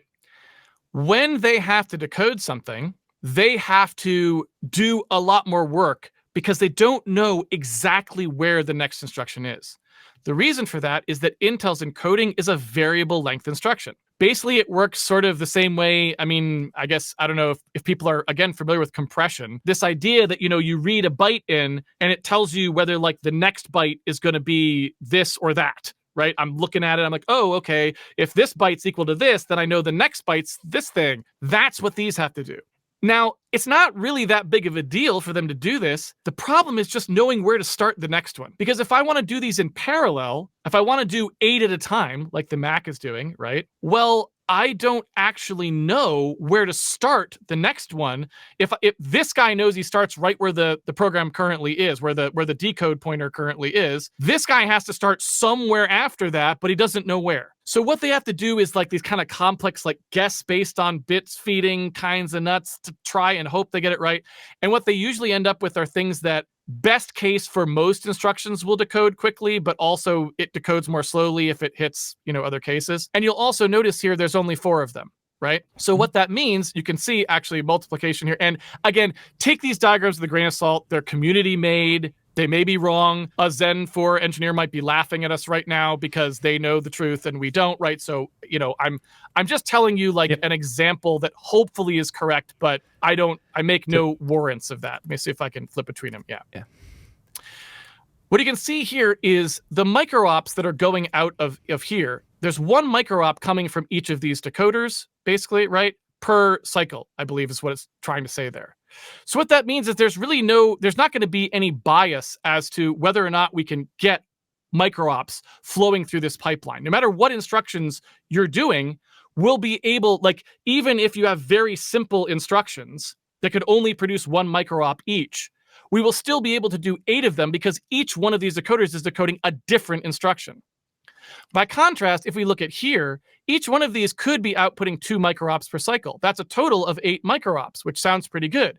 Problem is, we only have 4 instructions to gather them from. So if those 4 instructions don't each code for 2 microops, we're actually not going to push 8 microops down the pipe, right? So we end up in a situation where we can't guarantee as many microops flowing through the pipeline because we simply can't afford the decoder logic to do it, or it's too hard to figure it out, or whatever, right?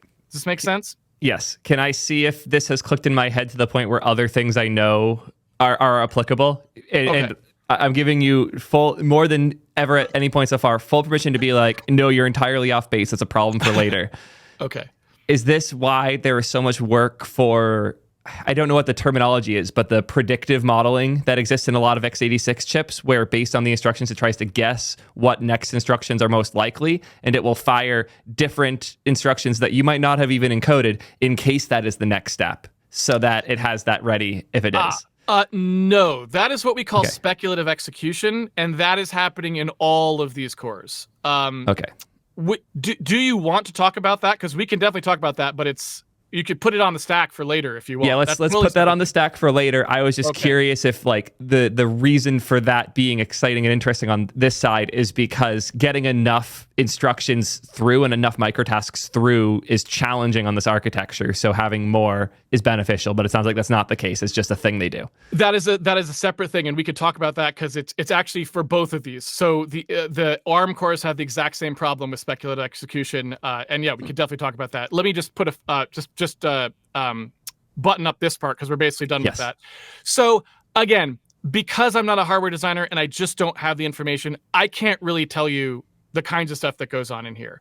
But what you do hear fairly frequently is just that a lot of effort is put into this part of the x64 chips, trying to figure out how to decode more instructions at once. And that is something that is simply not the case on like Apple M series. So when they made that, I doubt anyone was sitting around sweating over how they were going to decode 8 things at once. It was more just like, well, how big is that going to be? Oh, it's going to be that big. Okay, we're done.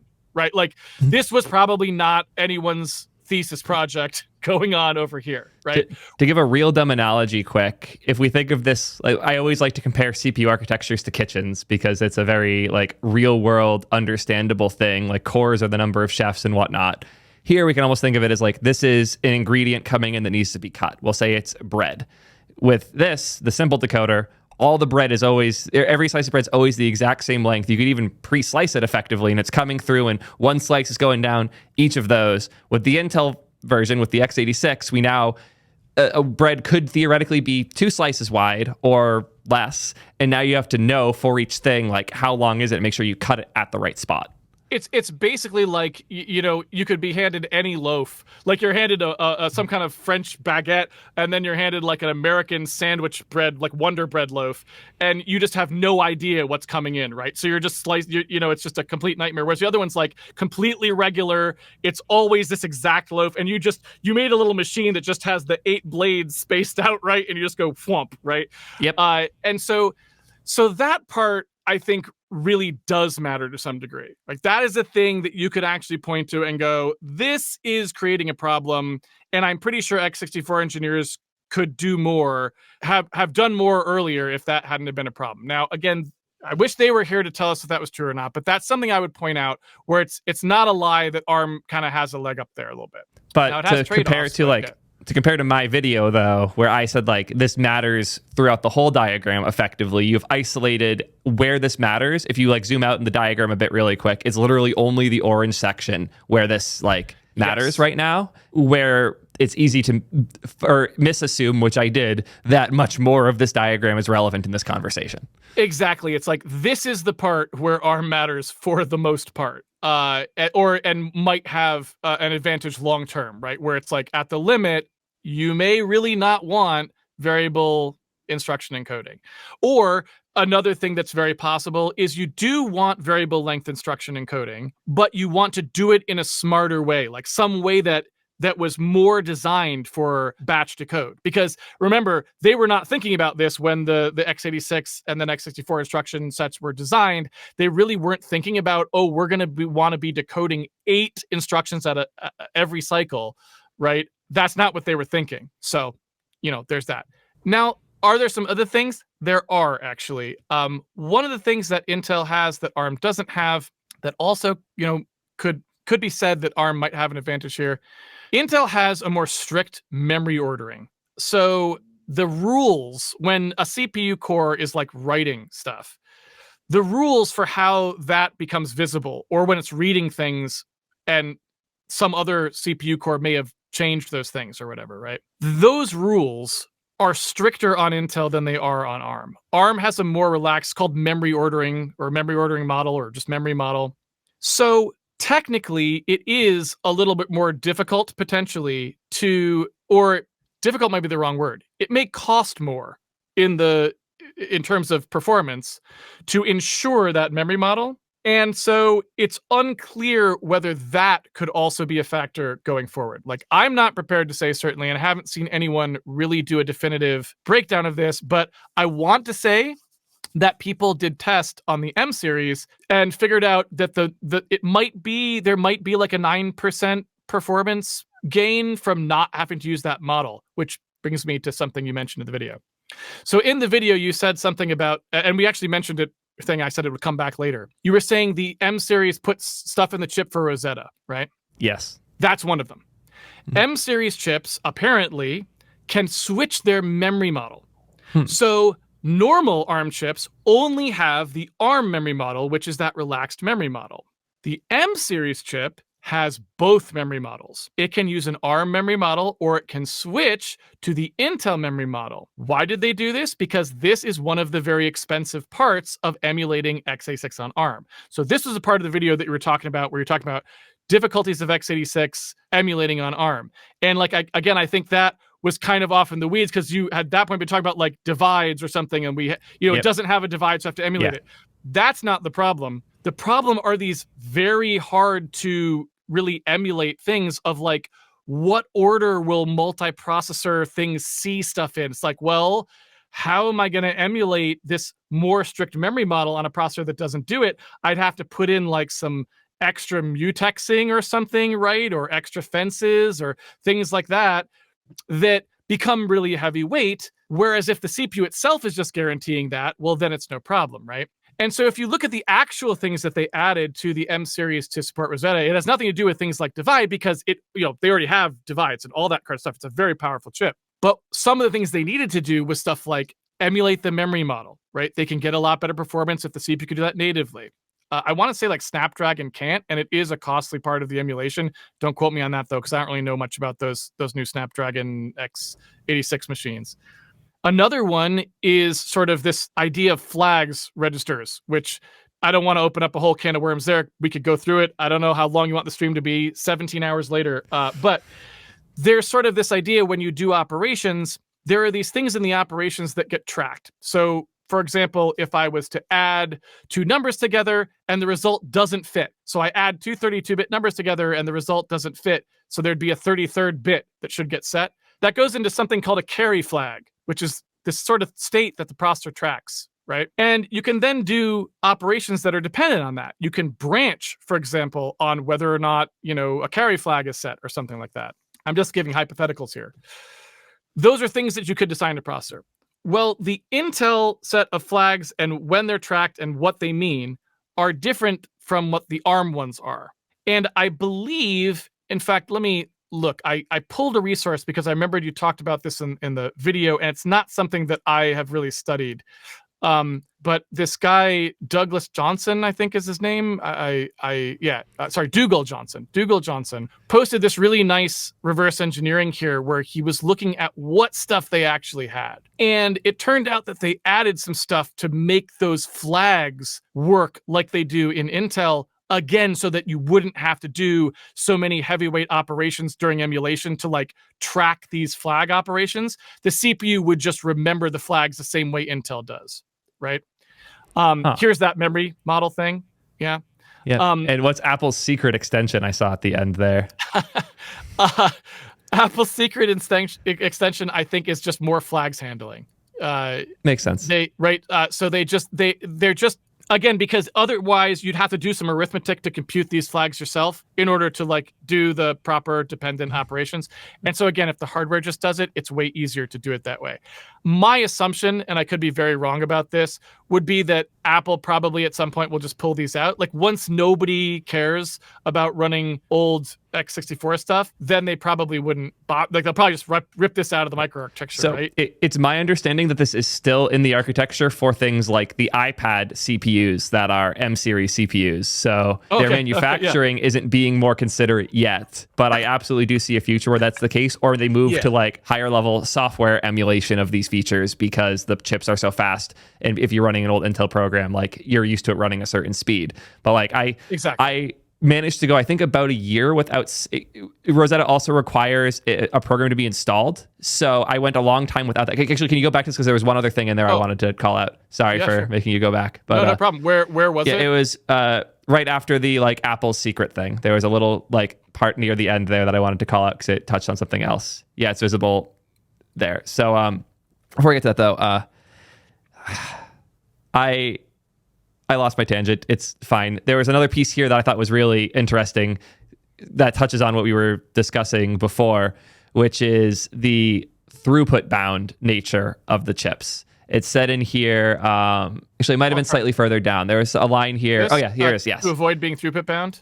Yes.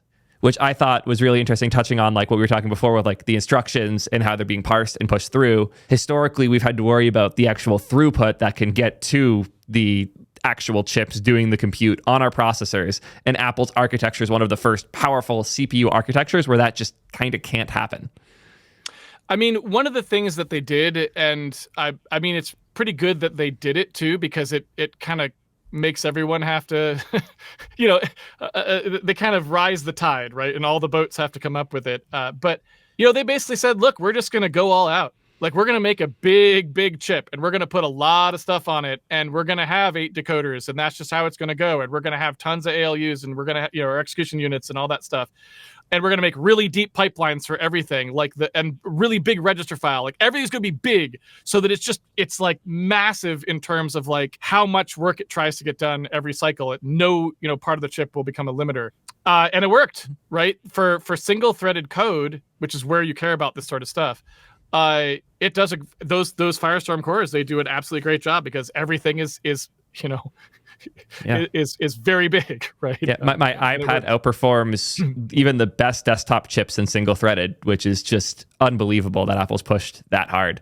And I just think it's really cool. Somebody reminded me in chat what I was talking about before was downloading Rosetta. Rosetta also requires a software component on your machine for it to work, and it doesn't come by default in macOS. You have to install it when you use a program that requires the backwards compatibility. And I've made it years at a time without installing that. And it's like very niche audio software that I use that requires it. Like, I'm a big fan of Isotope for audio stuff. And that's the only time I've installed Rosetta for like 3 to 4 years now. So your point that most people don't need this and are moving away from it is entirely true. I would argue a lot of why the effort went into Rosetta in the first place was that Apple wasn't sure how quick the adoption to Apple Silicon would be and how quick the adoption for software developers to start compiling to native Apple Silicon was unsure at the time. And they wanted to make sure there was a happy path for people to use these new machines with the old stuff. No one expected the massive size of the performance win that we got with Apple Silicon. And if they had known about all of that, they might not have even bothered with Rosetta in the first place. And now it's just kind of there because it's there. Well, I'm sure they needed it for exactly the reason you're talking. Like, you don't want all those unhappy customers. And like I said, I'm sure my assumption is they will just tear this out of the architecture at some point, right? So you put it in for some number of years. And then when there's no one is still running an old version of Isotope, right? When it's like basically nobody, then you pull it out. And that seems like, I don't think it's taking up a huge amount of Chat made a really good point. Gaming's a really good reason for them to keep this because they're trying to push gaming on Mac harder right now, and all of that relies on a lot of these things. Oh, okay, yeah. Yep. Well, if they want to do that, then yes, sure. But I was kind of assuming because game developers don't compile for Mac. That's true. Yep.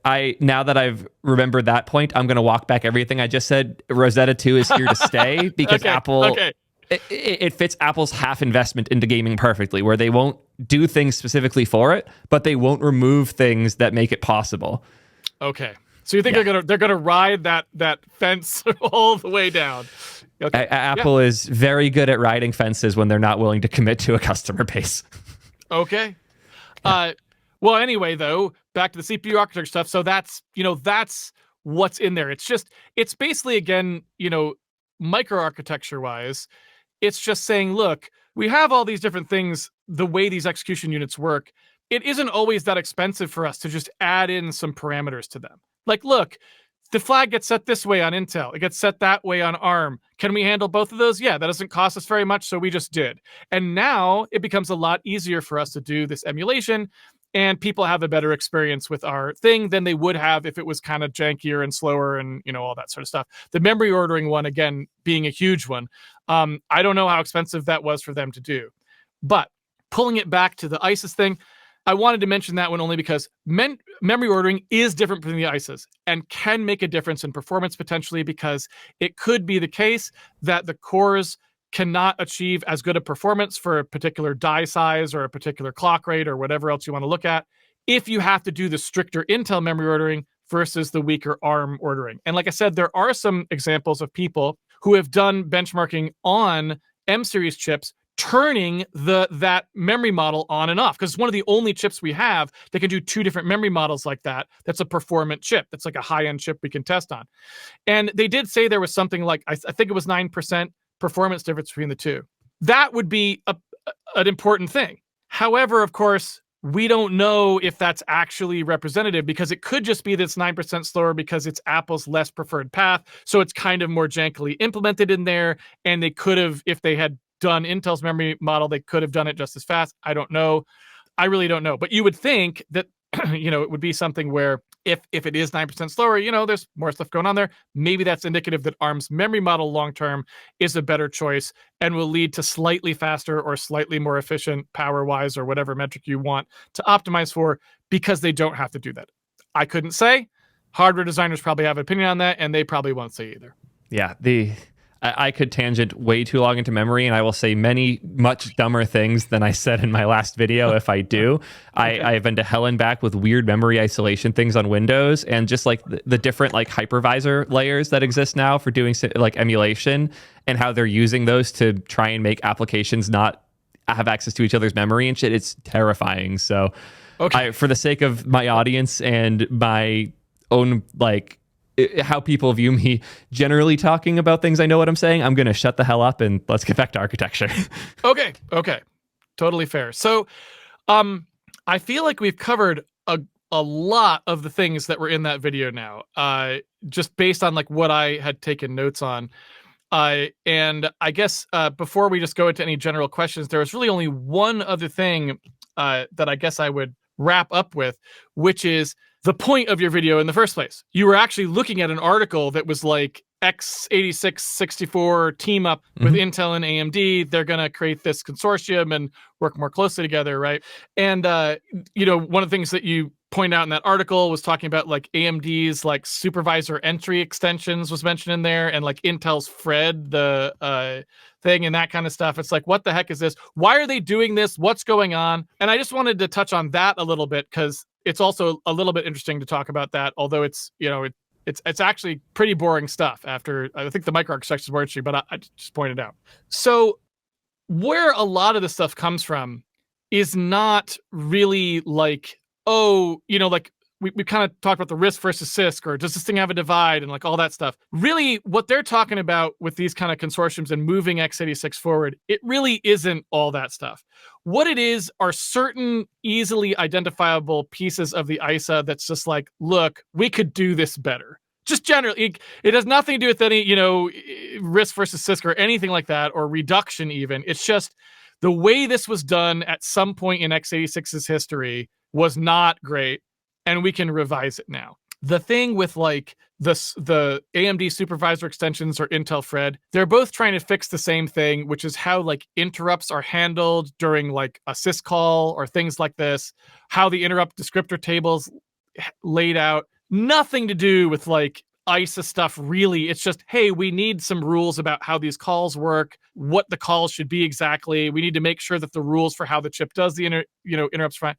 AMD and Intel both want to fix this. If AMD introduces one and Intel introduces one and they're different, now it's like, okay, now the Windows kernel team has to implement one for each of the different OS vendors, and the Linux people have to do one for each of the, right? And that doesn't really help anybody. So that's one thing that they were talking about. It's just like, look, when we need to fix something like how the interrupts are going to work when we do a syscall, or if there's an interrupt during a syscall, or how we restore the interrupt script, or blah blah blah.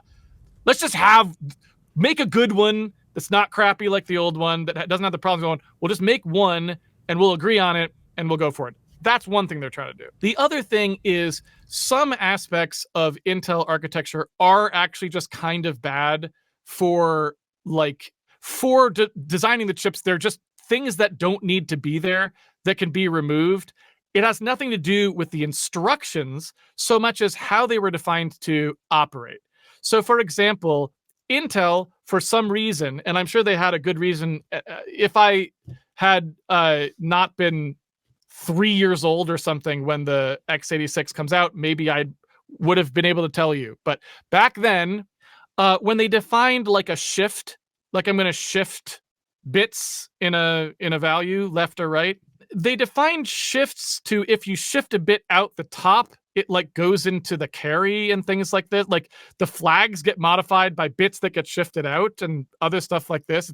There's weird things that happen in shifts in terms of affecting flags. Processors today still have to track that. So when they're doing things like shifts, they have to like update the flags and stuff like that, which creates these dependencies because they don't know if someone later is going to look at that flag. So it creates a dependency where one probably shouldn't have existed before, which creates problems for scheduling, the blah, blah, blah. There's a bunch of other minutia like that, where it's like, look, nobody wanted this anymore. Look, we don't need this anymore. Just get rid of it. Make a shift instruction that doesn't affect the flags at all.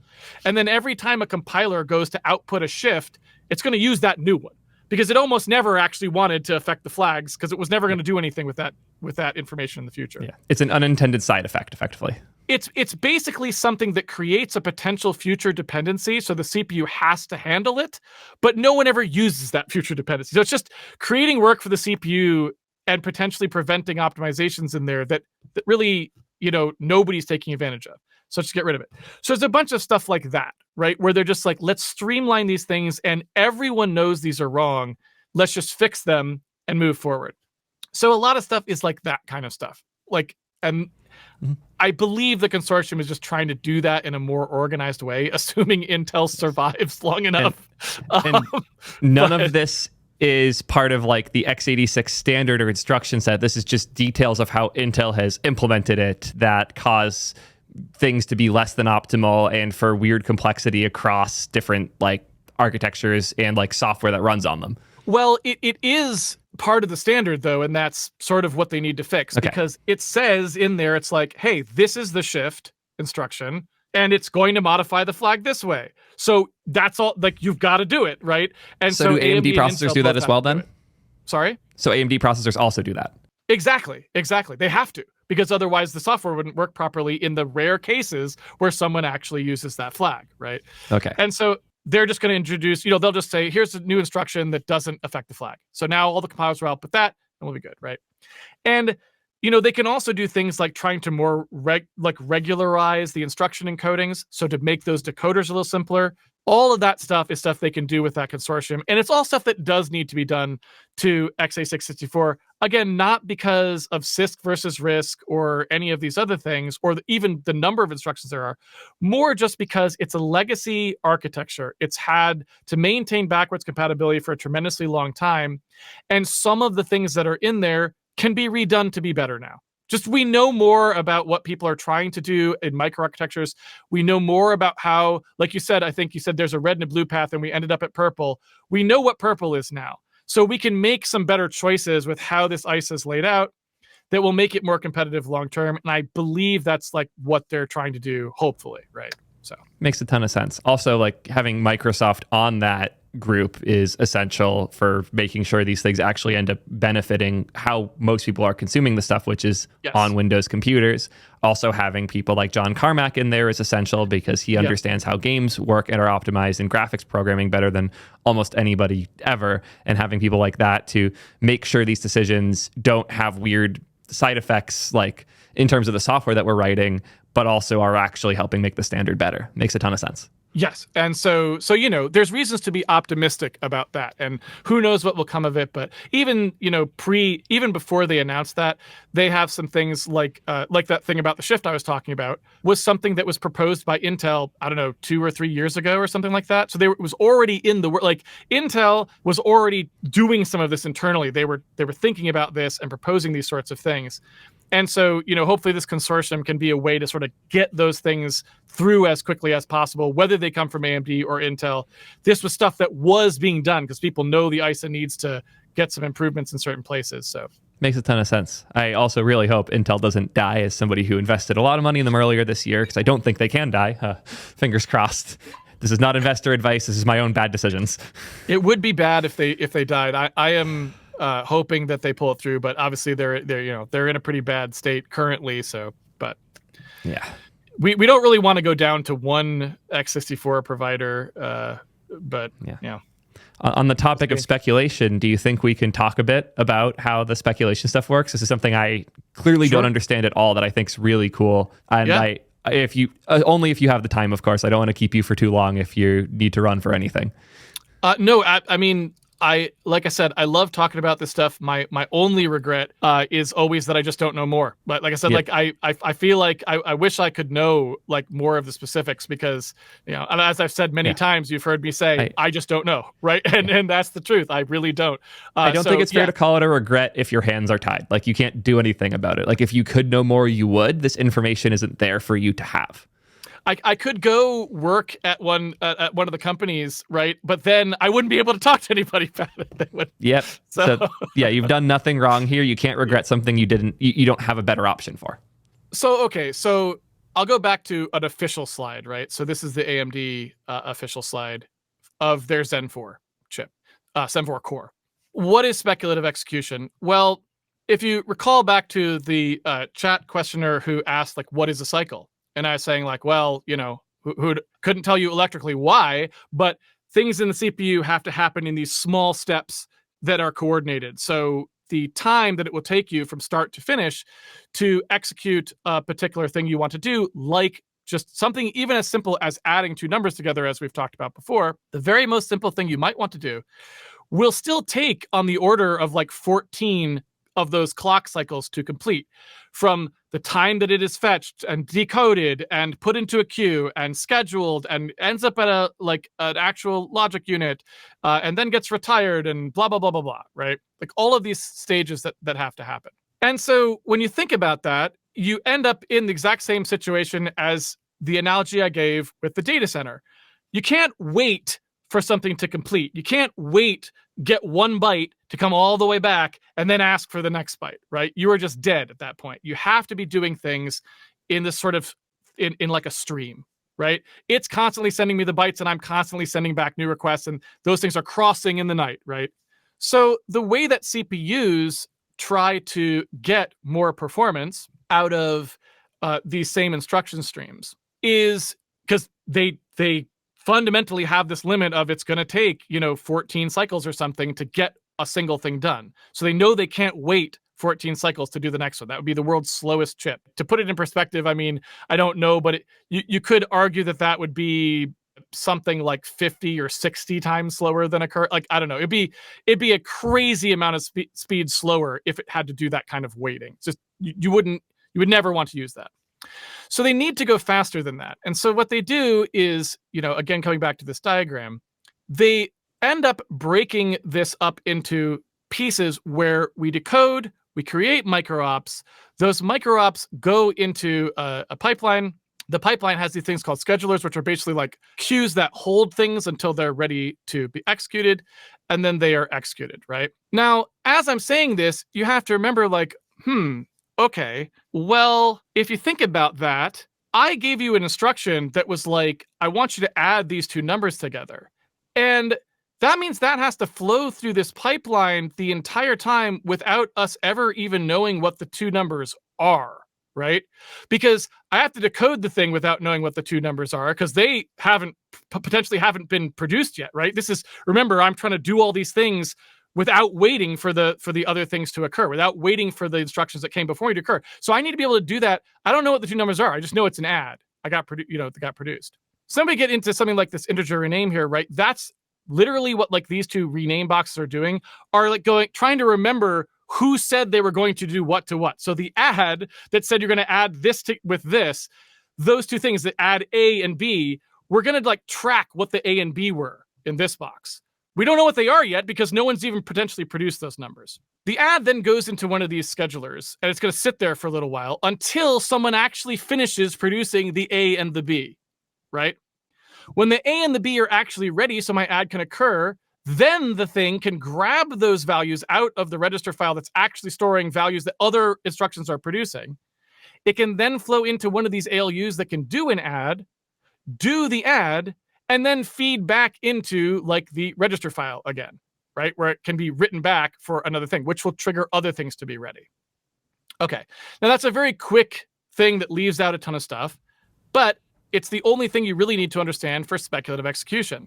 Just even that, which leaves out a ton of details, lets you know something, right? When I came through here and stuffed these things in the queue, what did I say? I don't know what the numbers are. And hopefully you can see why that is. I had to start the decoding before any of the other instructions that were in front of me that produced these values, right? I mean, maybe I should make this even more concrete, just so it's not abstract. Literally, if I said something like, okay, I'm going to do A equals, B, or just like 1 plus num, and then, actually, let me take two things in here. So I'm going to take A and B. I'm going to multiply those together. Or I'll use an add because we've been talking about add, right? And then I want to take that and I'm going to multiply. I'm going to square it, right? So I'm going to take A plus B in, and then I'm going to square it, right, to produce D. And then I'm going to return D. So this entire thing, incredibly simple. It takes two numbers, adds them together, and then squares the result. That's it. Simple, no big deal, right? So think about what I'm saying. Just this incredibly simple thing. It's literally just an add and then a multiply. That's it. Well, when that's flowing through this pipeline, the add and the multiply, they're coming through here. The add is getting decoded. The multiply is going to get decoded long before the add has ever hit these execution units, right? Because they're pipeline. They got to flow together. 14 cycles potentially to finish that add from start to finish. It's too long. So they all have to flow through here. I got to get everything down here to be ready to go, right? So the add flows through, it's sitting in here. The multiply flows through, it's sitting in here. So I don't know, right, the numbers for either of them. Eventually, the add becomes ready. I do it. Eventually, that completes. The multiply can now happen. It completes, right? So does that make sense? At least yes. It's a vague sense, right? Yeah. Now assume I have an if statement. This right? just made it click. I need to check something. Right? I don't know what was passed in, but I want to know if it's going to be positive. And if it was, I'm going to flip the sign of D. Just who knows, right? Just something like that. So the problem that I have now is I've got a conditional. I don't know whether I'm going to do this. I have no idea. Because remember, all of this stuff, all of the micro ops are probably going to flow through this pipeline before we've even done the add. We're not going to have done this add by the time that we actually need to be decoding these micro ops. So the micro op that's for this negation, right? We will be decoding this long before we have done this A plus B. So stuff flowing through this pipeline, we now have a problem. Which micro ops do I send down? Do I send down the D equals negative D micro op, or do I not? I don't know which way this branch will go until much later. So what do I do? Does this make sense as a dilemma so far? Right? I'm working ahead. This is where speculative execution comes in. The way these chips work is they guess. They make a best guess about whether or not they think this branch will be taken or not, right? Whether they think they will come in here and do this or whether they won't. This part of the chip, right, contains a thing called a branch predictor. It's right here in this box. And what that branch predictor's only job is, really, is to try to guess what instruction will be executed next. So as I'm feeding this instruction stream through, it's all hunky-dory. We're decoding them all. And again, this has nothing to do with Intel, or the ARM chip has to do the exact same thing. So that M series has got those 8 decoders. They're running gangbusters. 8 simple decodes every clock cycle. We're loving it. All of a sudden we get to a branch. Crap. What do? Do we go to the target of the branch and start decoding those instructions, or do we skip the branch, figuring it's not going to be taken, and decode the other instructions that we would have done, right? Put into phrases here, do we tell the decoders to decode this and feed that through, or do we skip it and just tell it to decode this? Which are we going to do, right? The branch predictor's job is to guess. It will simply guess, and then whatever the guess is, that's what will be done. The reason that we call this speculative execution is because it may not be true. It was based on a guess, and that guess could be false. So what happens at the end of this pipeline, and it's kind of not really shown in here, there's this thing called a retirement buffer or a reorder buffer. There's some different phrases for it, but it's a larger instruction retire queue here and so on. So retirement, reorder buffer, whatever they want to call it, there's a thing which basically retires the actual effects of instructions. So they kind of go into this like serial queue at the end where they're just getting sort of like their effects. If they were going to write something permanently, those get sort of retired, as it's called, meaning we consider them finished. And what that will do is when it gets to here in that buffer, it will look to see whether what it guessed in the branch predictor is what the value actually was. So if the branch predictor guessed that C was going to be greater than 0, it's not really what the branch predictor guesses. The branch predictor just guesses where you're going. But for purposes of this explanation, if the branch predictor had the guess that C would be greater than 0, right? But when we get here, it turns out that it wasn't greater than 0, that's like a misprediction. And at that point, what the retirement buffer will do is it has to flush the pipeline of all the micro-ops that were decoded in between here and then, flush them all out of the pipeline, and start over. And that's what we call a branch misprediction penalty. It's the extra cost that you pay because all of those micro-ops that were in flight, that we had stuffed into these schedulers and that were ready to go, oops, it turns out they're the wrong micro-ops. We got to flush them out, and we got to start over. That time it takes for this thing to spin back up at a new location, pump enough things into this scheduler and get it going again, that is your branch misprediction penalty. And that is why mispredicted branches cost so much more than a branch that's predicted properly. A branch predicted properly is basically free. A mispredicted branch, very costly, right? Does that make sense? Yes, this makes a ton of sense. Okay, so speculative execution. It's called speculative execution because it's exactly that. It is speculating that you are going to want to do these operations. That may not be true. The reason you get things like, side channel attacks and stuff like that is because there's a lot of these speculative things happening on the chip. And sometimes they have, as it turns out, observable effects that you really didn't want to have happen. Spectre and meltdown, those sorts of things, right? The CPU is requesting memory sometimes speculatively. It's doing this branch prediction stuff. That's all speculative, right? All of these speculative things it might be doing. Some of those have observables. Those observables can be very bad for security because based on, looking at the statistics of timing of things that go on, an attacker can observe some of these things that happened, potentially at a higher privilege level, like where you're going to actually be executing in the kernel or something like that. So having access to things it shouldn't have access to by observing certain timing characteristics of cache probing or of how long something takes to execute, who knows what. They can then see some of these speculative execution things that have happened. They can do things which will allow them to leak, information to leak out. And that's why you get that sort of stuff. So those are two things with speculative execution. One is just, hey, this happens all the time. You get branch prediction penalties because of that sort of thing. That's speculative execution. We also have this sort of other concept, which is side channel attacks, which is when you get these speculative executions that can have their effects actually observed. So even though that retirement buffer is trying very hard to make it look like those speculative things never happened, they actually did. This is super informative for me and helps clear up a bunch of misconceptions I had. I was under the impression that part of the branch prediction is it would try to run multiple potential branches, and then the one that's correct is the one it would resolve. The fact that it just guesses one that it thinks is most likely and then walks back if it's wrong fundamentally changes my understanding of this, and I'm very thankful I have this correction.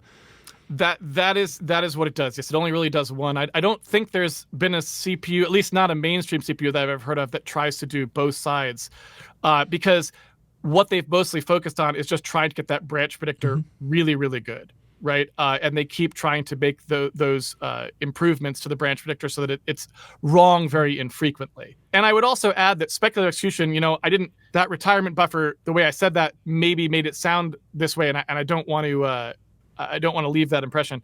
Speculative execution things, it's not even just that they're sitting in here. They may have executed, because in an out-of-order CPU, it can execute anything that's ready to go. So if it saw that it could do this negation early, like immediately after this was computed, but before it had looked at this, it could issue it. It may have already computed the results from these things, and those are just sitting there waiting in that retirement buffer. So it's not even pending micro-ops. It's like completed micro-ops that have to get flushed, right? So that makes sense. The only immediate question I have here is it possible as a developer to indicate to the processor what branch you think is most likely? So it used to be branch prediction hints were a more common thing in the olden times. I want to say that that's really just fallen out of favor. I feel what would be considered olden times? How long ago? 15 years. Damn. 10 years. I don't know. That's a tough one because I don't really remember off the top of my head. What I will say is what you are talking about existed for sure. Branch prediction hints are 100% a thing, and they still exist today. So it is 100% a thing. In terms of what these architectures expect to get out of branch prediction hints, my understanding is very little now. So I think it's pretty much all just about these really good predictors, and they just don't branch prediction hints. I don't hear those mentioned hardly at all anymore. So I think nowadays they've just gotten the predictors good enough that it's not worth it. Anything that you could have told it at runtime, it figures out basically immediately. So it's really, they're so far past that now that they're looking at things that you wouldn't even know how to hint, right? They're looking at things that are pattern based. So based on the data that's flowing through it, it just detects oh, this happens to be 2 taken, 1 not taken pattern. So we did it, right? Or whatever. So they're pretty sophisticated now. And so hints, I think, are kind of fell by the wayside when they got good enough. Chat, I hope you guys know how hard it is for me to not go on a tangent about React compiler and how it's the exact same thing right now, but it is, and this hurts. Quick TLDR, React's trying to get more efficient. One of the key things to making React code more efficient is memoizing things so that React knows it doesn't have to check it over and over again, and memoizing everything from a component to a function, whatnot. Historically, we've written those memorizations ourselves when things start to get slow. The React compiler auto-memoizes everything by creating a graph of the variables and where they're being passed and where they're being instantiated. So everything is memoized, but it is predictive and it's doing its best. And you could still write these use memo calls yourself. We've had to, our entire careers, tell React whether or not something should be updated or not. And by default, it just updates. Now we have to unlearn that. We have to stop putting the hints into our React code because in reality, it makes our code worse to have these additional things that we shouldn't have to think about. It is additional complexity in the logic that we are managing and we are building that the system can do itself. And the system, not only can it do it as well as we can, it often can do it better because it will notice things we never would have. And it allows our code to be simpler, and simpler code is often easier for these architectures to process.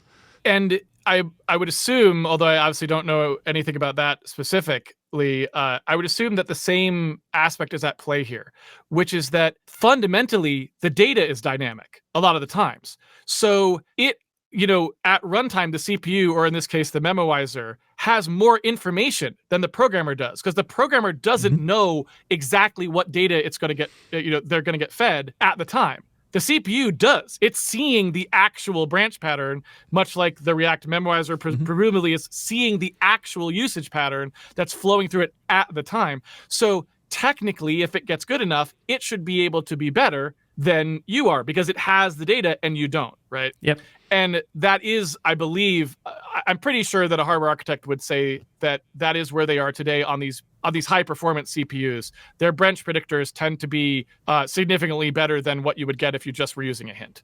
Exactly. And it's weird how similar this is. One of the cool things with the React compiler is they have a tool similar to what you were showing us with Godbolt, where you can put in React code and it spits out the React compiled code. And they have some special flags now where they can inline a variable so they have access to it later, depending on how you passed it. And it looks like something you'd never want to write, but at the very least, you can read through it line by line and see those optimizations and see the predictions it is making, which sadly we can't do here. There's no way for us to see or at least trivially, given some C code, what path does it think is most likely. At least we get that in the JavaScript world, which I think is really cool. And it's helping me a ton with understanding this stuff and the value of it. Again, this theme of us web devs and software devs, especially application world devs, our dependencies need to, at the very least, understand these things to make more efficient software and to give us better building blocks. More than ever, I think being a web dev that understands these things is a potential huge value add to the entire web world. Yeah, absolutely. And I mean, actually, believe it or not, we can sort of, even at the microarchitecture level, we are allowed to get some observations about the branch mispredictions. There are actually counters you can read on the chip that tell you how many correctly predicted, how many branches and how many mispredicted branches there have been between any 2 points in an execution path. So one of the things we actually do is look to see how well is the branch predictor predicting this particular thing, which is pretty fascinating in and of itself, right? That is super cool. And somebody mentioned in chat that Godbolt actually does have a way to visualize this too, which is super cool. That tool seems unbelievable. To visualize what? The different loops and predictions that will be made. They didn't give specifics, but someone said that Godbolt is able to show this. I'm not sure what it would show though, because the predictions are based on data, so you wouldn't really know, right? So I'm not sure. I don't know about that, but maybe. I mean, one of the things is it does have a number of tools in here. Oh, branch rankings. It lets you visualize apparently. Okay, because it's got a it also has. Where is it? LLVM MCA, which lets you see basically what the code will run as apart from the branching. That's the thing that's built into LLVM. But that's super cool. Actually knowing how the branches got predicted, you can really only do at runtime by reading the counters. And it changes per CPU too. So yeah, this is super cool stuff. Is there anything else specific that I got wrong that's worth covering, or do you want to dive into Q&A quick? I'm happy to dive into Q&A quick. I think we literally covered just about everything. I'm assuming there's not a need to cover. I think at one point you had talked about Apple adding video handling on their chip, and x64 side not having thought about that as an option. We could address that part, obviously, but I don't know how useful it is. Yeah, I know I was somewhat wrong on that. I believe Apple was one of the first companies to push it really hard to have video encode specific hardware on CPUs. But if that's wrong enough, we can dive in. So yeah, I mean, maybe we should just cover that really quick then. Let's do it. So I think it's important because I wanted to draw a distinction there, because it's important to remember that an M series chip is not a CPU. It's actually what we would more commonly call today an APU, which means it has the CPU and the GPU together all on one die. It's got multiple sort of processors, smushed together. Yep. In fact, do we have? I don't know if I have an M series die shot. Quick clarification. I hear SoC being used a lot more now. Is SoC even higher level than an APU? Because I was understanding of APU is CPU plus GPU. SoC is APU or GPU, CPU plus other things like memory. So I share your confusion. So an APU, I think we just use anytime we're talking about the fact that there's a CPU and a GPU on the same die. And SoC is, usually a broader term that can encompass potentially more things than that. But I guess I don't know if it has a textbook definition. So yeah. I just meant the M series chip is kind of an all-in-one processor cluster, right? However you want to think about that. Whereas if you were to think about just a Zen 4 core or a cluster or a CCD on a Zen 4 die, that's just the processing part for a desktop chip that's going to have a GPU plugged in as a discrete card, that's a very different thing. So I was just trying to make a distinction between those two things. I don't know if system on a chip really has a hard definition, right? It's used in a lot of ways, I think. Yeah. I've only ever heard APU in the context of AMD as a marketing term. So okay. Yeah, I was under the impression SoC is the more generic term for this, and APU is an AMD thing. Somebody in chat said the same. I'll stay away from the Yes. terminology entirely because, No like worries. I said, I don't know how they want to define those things. But so, like, if you were to look at an M series die shot, so this is the actual chip, right? From AnandTech's labeling, because again, if you remember, you don't like hardware companies do not give you a labeled die shot. Forget it. You're never getting that, right? They're just, you might get a die shot. It might not even be accurate. It might be a fake artistic rendering die shot, right? But they're not going to label it. So here is the one that AnandTech labeled, and you can kind of see this is when you talk about, I'm going to have like I think this was an M1. And if you look at how it's laid out here, you can see that each one of these little tiles here is like one of the GPU processors, right? So it's like these are GPU cores here. And this is like going to be like a backbone, probably like a memory thing with a cache, I would guess. I don't know. And so you get the GPU stuff up here. These are the sort of the heavyweight, right? The powerful processors, right? This is going to probably be like a centralized cache here. These are going to be the 4 core tiles. I'm making this up, but I've read enough of these. This here, I know this is outside of it, but this is really, it's this box that they're labeling there. These are the little neural processing units, right? They're in here. And then we got the efficiency cores are going to actually be in here. They're not out here. This part right here is not labeled, but I believe this is the video encode decode, would be like right down here, in here, right? So it's my understanding, like, so I'm like a Apple video encoding like nerd. This is something I was deep in back in the day because I was doing Hackintoshes and couldn't get the performance I was looking for. And then I discovered the Afterburner architecture and all the stuff Apple had done for like video encode and decode, which is overlaps with GPU stuff, but isn't the same. It's my understanding that either in the neural engine area or somewhere else here, there is the like protege of the Afterburner chips that they used to make that is just H.264, H.265 encode decode. Like that's all it does. Yes. And I'm outlining it here because I believe I know where it is roughly, but it's just not labeled on this diagram. So there'd be one like there'd be like a box around, I think, like roughly here, right? Roughly in here. Okay. Makes sense.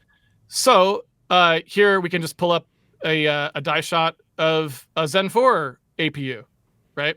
So here are the cores, right? Here are the higher, the bigger cores, right? This is this was labeled again community. So community labeled as always by someone named Bus Alexi on Twitter. If you want to, I try to give credit to the people who labeled the things. But so you can look at this thing and it's like, okay, here's the cache again. Here we've got sort of the 4C cores are the smaller cores. There's like you have that sort of big little. It's not exactly the same on Zen.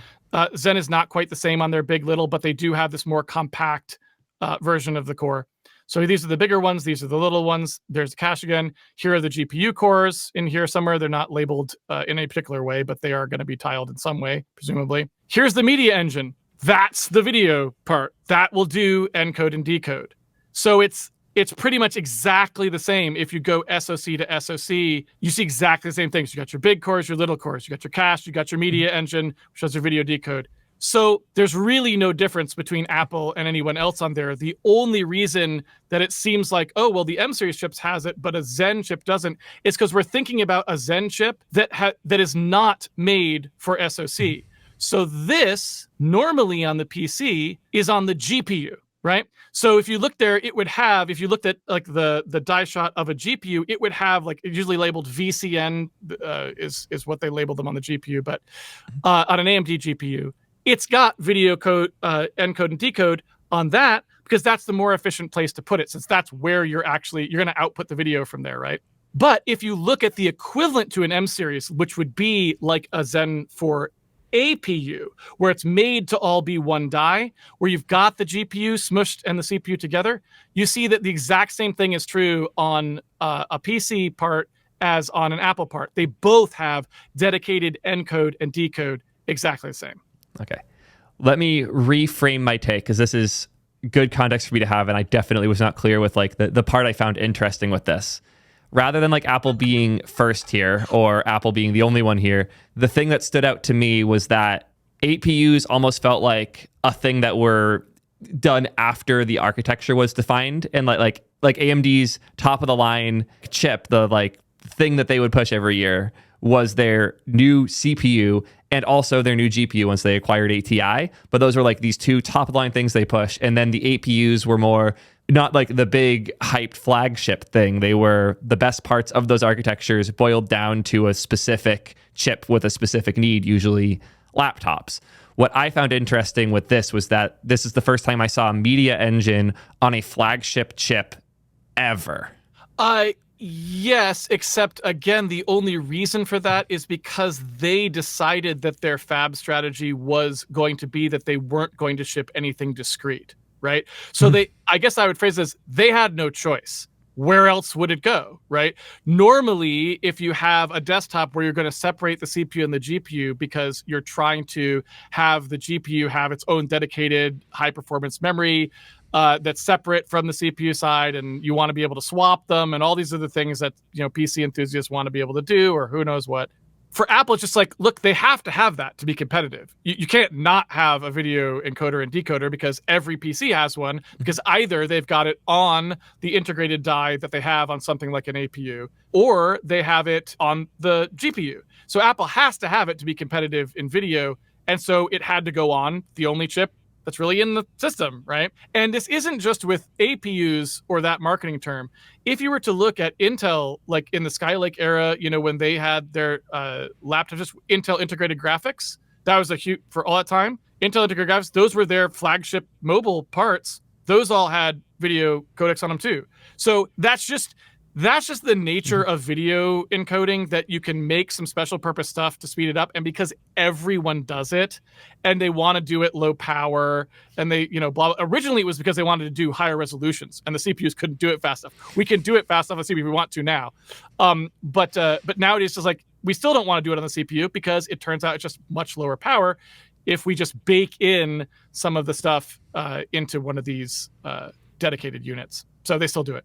That makes a lot more sense. I still am absolutely floored with like the things that you can do with Apple's media engine. I know others are starting to catch up, but the fact that I could have a like tiny MacBook Air using like 10 to 15 watts of power and real-time encode 2 4K streams on that box was absolutely unheard of at the time. And still to this day, like I could do my whole job from a $800 refurbished MacBook Air without any issue. I need to focus on the output, like the actual result of it, more than the pieces on how we got there, because those details both don't matter and I was meaningfully wrong about. So this is really useful in how I like explain these things, because Apple's care wasn't like where this goes. It wasn't some crazy innovation, how they architected things. It's just they had a specific goal and they achieved it because nobody else was trying to at the time. And now others, regardless of the technical implementation, are trying to achieve similar performance levels. Well, and I would assume, although I'm not familiar with this specific thing that you're talking about, obviously, but I would also assume that Apple gets a lot of benefit by being a single unified integrated platform provider, right? So it's like, look, we know that we are shipping this exact M series chip and all Macs will have this for 2 years or something. So when you go to make an encoding pipeline, you can make maximal use of that thing. If by contrast, you look at the PC, it's like, well, okay, how are we gonna do that? Well, we've got to have drivers for it, because there's, is it a Zen 4 APUs one? Is it a discrete NVIDIA one that you plugged in? Is it an Intel integrated graphics media encoder, right? And so you got to do some lowest common denominator stuff there. You have to make sure the drivers are installed for all those things and that they all work correctly and they can all be leveraged, right? So I would imagine that Apple probably also gets somewhat of a win from the fact that they know, like, this is what's on the silicon. And so when we make the encoder, but we take maximal advantage of that, and that's probably a win for them too, right? Because they don't have this sort of ecosystem to manage as a result. But Absolutely. I could be wrong. But I would assume that would be a big benefit to them. Blackmagic even charges $200 for you to get GPU accelerated encoding in DaVinci on Windows. Like, you have to pay money for it. There you go. So. Yeah. Super helpful, super clarifying. Appreciate that a ton. Unless you have anything else, I think now is a good time for questions. If I can answer them. Like I said, a lot of times my answer is, I don't know. I wish we had a hardware engineer here. That's the answer all the time, right? First question, when's the next episode of Computer Enhanced coming out? People are hyped for part 4. Well, the first part of part 4 came out last week, and the next one will be probably tomorrow or the next this week, probably. Super exciting. This is a fun one. Do you have any insight on the recent failures and stability issues with Intel's latest processors? Is it a production issue? Is something wrong with the architecture? I'll add one more. Is it part of the benchmarking race in order to look better than AMD by 1 percentage point? I've heard a lot of different things about that. This is what was it, Raptor Lake having the instability It issues? was 13 and 14 series. I don't know the names. So I don't know. I really don't. What I have seen claimed in, sort of in Intel's kind of vague press release things, and also in, people who were finding these bugs and so are finding the instability issues and so on, was that, if you look at what happened with Intel and AMD over the past 10 years, let's say, you had this situation where Intel used to fab their chips themselves. And they were really, really good at it. They had the best process technology in the world. And that was really one of the reasons why they were a leading chip manufacturer. It wasn't just because of x86, 64 being sort of like a monopoly for them. It was because their fabrication technology was better than anyone else in the world. And AMD, in fact, had trouble competing with them on that front because AMD had to use inferior process technology. AMD had their own fab. It got spun out, I want to say, as Global Foundries, which is now a separate fab. But it was an issue, right? AMD ended up switching to doing external fabrication. They spun off the foundry business. They switched to external fabrication, and they fab their stuff on TSMC. TSMC happened to just execute like times 1,000. Like they just were the most amazing chip fab. They every year got closer and closer to Intel, and then they overtook them. Yep. Intel had a process called 10 nanometer. That's what they called it anyway. And we agree that those names mean literally nothing, that nanometer measurements are like measuring contest that doesn't actually measure anything anymore. It has definitely been a problem because it's like it doesn't really tell you very much when you say that number, but they have names for them, right? And they'll talk about TSMC's N5 node or whatever now, right, or whatever. But anyway, what will happen is what happened at that point was TSMC actually ended up fabbing chips better than Intel because Intel's 10 nanometer fab technologies just did not pan out for them. And sadly for Intel, they ended up in a really bad state with their fabs. They just could not seem to get back on track for quite some time. So we saw this really weird situation where Intel had to keep squeezing more and more performance out of effectively the same process technology, only like one step down after that, whilst TSMC is constantly marching on and continues to improve their process technology. So AMD was able to basically build more and more competitive chips on that process, and they had always been good at design. So they were designing really good chips, and now they have better process technology. So their chips were just plain better. And Intel could not seem to produce, because of that sort of situation, could not seem to produce a really competitive chip without cranking up the amount of power that the chip was actually running on. Now, again, you'd have to ask an electrical engineer where these power trade-offs come from. But what you saw is AMD is like benchmark even with Intel or something, and they're consuming like half the power, right? And then they're benchmarking even with Intel to like a third of the power, right? Because Intel's power keeps going up, and AMD is like now like, yeah, we can do like 120 watts or sometimes 90 watts, 65 watt part that's competitive. It's nuts, right? They're going down while still ramping up their performance, and Intel is up here in these like, super, super high power draw wattages. So yeah, I just an anecdote on that one. I recently put together a 14 series machine as like one of my stream rigs, 125 watt TDP. Do you want to guess what it runs at by default before I like fixed it? What? 350. Okay. 350 watts that thing was pulling. My power supply now whines. Well, this is the situation, right? They were using a tremendous amount of power because they were trying to be performance competitive on older process technology and without a significantly better design. It might have even been a worse design. I don't know. I can't really evaluate those things because I simply don't have the hardware knowledge to know how they're doing. But the result of all those things, I think, just combined to Intel. You can't just push an arbitrary amount of power through these chips, I guess. This is what the electrical engineers say, right? You can't just crank it up arbitrarily. Stuff starts to go poorly. And my understanding was that was really what was happening. It was power management of parts of the chip, like trying to make sure that the voltages or whatever on these chips were not getting exceeded for certain parts of them. The ring bus, multiple people were talking about the ring bus, potentially this thing that does communication between parts of a chip, not being able to handle certain sort of power levels that were being punched through it, these sorts of things. So I don't know, and it's really not my area of expertise, but that was my best understanding from the things people were saying. It's like Intel was just fundamentally pushing too much power through these chips in order to try and remain competitive, and they just missed something, right? In that very carefully trying to manage the power so that you don't overheat or damage the chip or get a wrong result because of something, and they just missed it. And then they didn't know what it was, I guess, for a very long time, but then they eventually fixed it.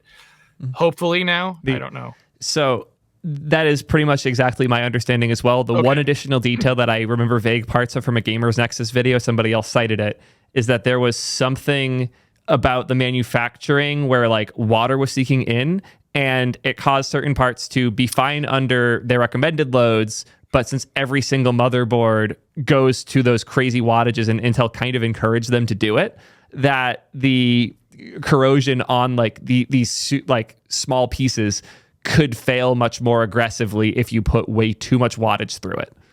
Yeah, I think that was, so at least according to Intel, they claimed that was like an early thing that got resolved and doesn't affect, that many of the chips. But I think Intel has sort of confirmed that they didn't say exactly if it was exactly as Gamers Nexus said it was, but they more or less confirmed that there was a manufacturing defect. But apparently that was not the extent of it, meaning that was just some relatively small subset of the chips. And then even after that defect was fixed, the chip still wasn't properly limiting power to, maybe it's the ring bus. Yes. I don't know if anyone ever determined it, right? And so they were still failing even without a manufacturing defect. Yeah. I remember something about microcode that was occasionally sending like just full like wattage down a pipe that it should be, that could cause one part to fail. And that's the update that they've been pushing. Like one of my machines, funny enough, you might have seen this when it happened on Twitter. Dell had a bunch of discounts around, I think it was Black Friday last year. Okay. And I got a fully spec'd, like decently high-end Dell desktop with, I think it was a 13700 non-K, 16 gigs of RAM, whatnot, 4090 for $900 for the whole machine. So I got a 4090 I got a full spec machine for less than just a 4090 retail. How was it used? This is a new 49. No, it was Dell had a bunch of discounts. They had a ton of discounts, and I had a credit with Dell from a recent purchase. So I managed to get a 4090 full desktop. And Dell's manufacturing of GPUs is actually really good. So I just took the 4090 out of it, put it in a different machine, and then put another GPU, and that's my like living room PC now. But nice. Since that one's Dell and I left it on the stock operating system because I always find it interesting what OEMs are doing nowadays. It had an aggressive like Dell recommendation update that I couldn't get to go away until I did it. It was the microcode patch because they want to deal with less RMAs. Yep. Yeah.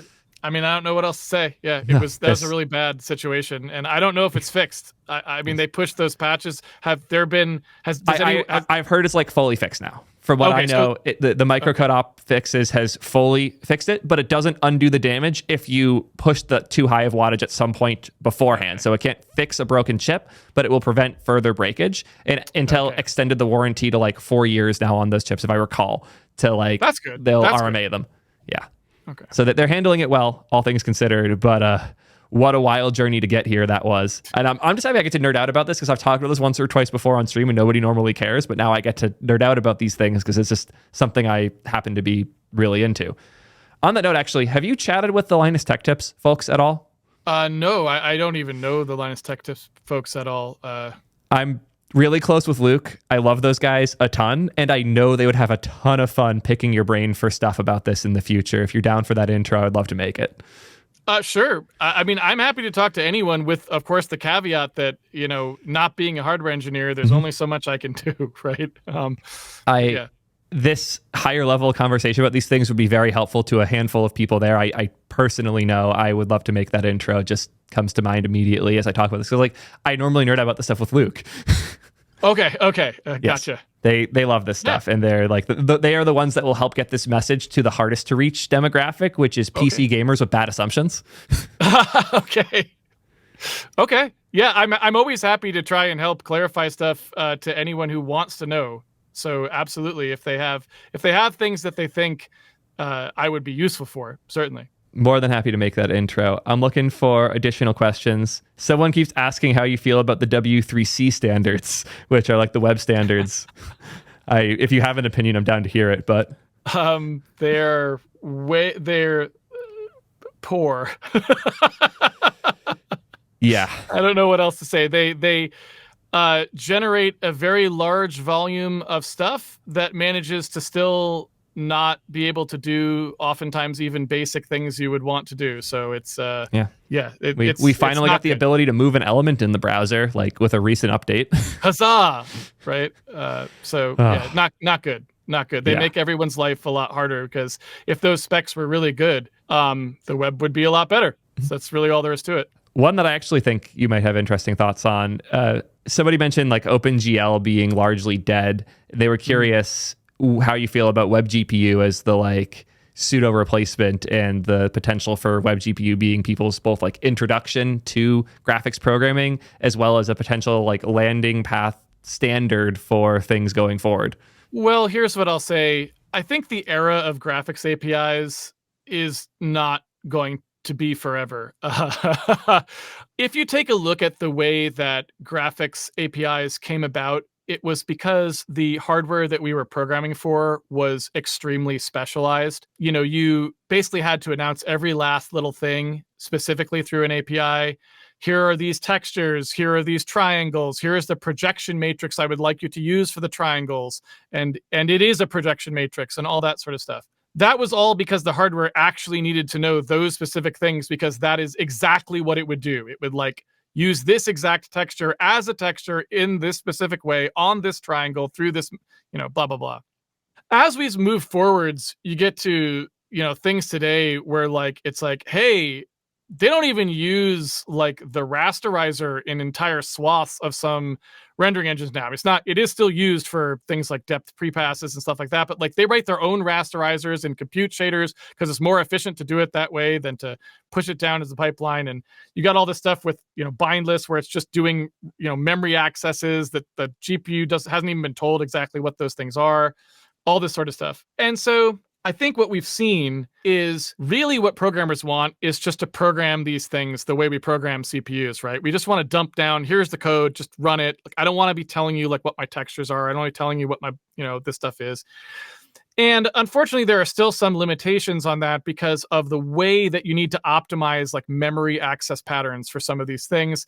There's still some unavoidable aspects of like, yeah, okay, can we completely get rid of the part where you tell us this is a texture? Not necessarily, right? Or things like that. So there's some parts that still create a constraint. But on the whole, it's just getting less and less important what the API is, and more important what the code is.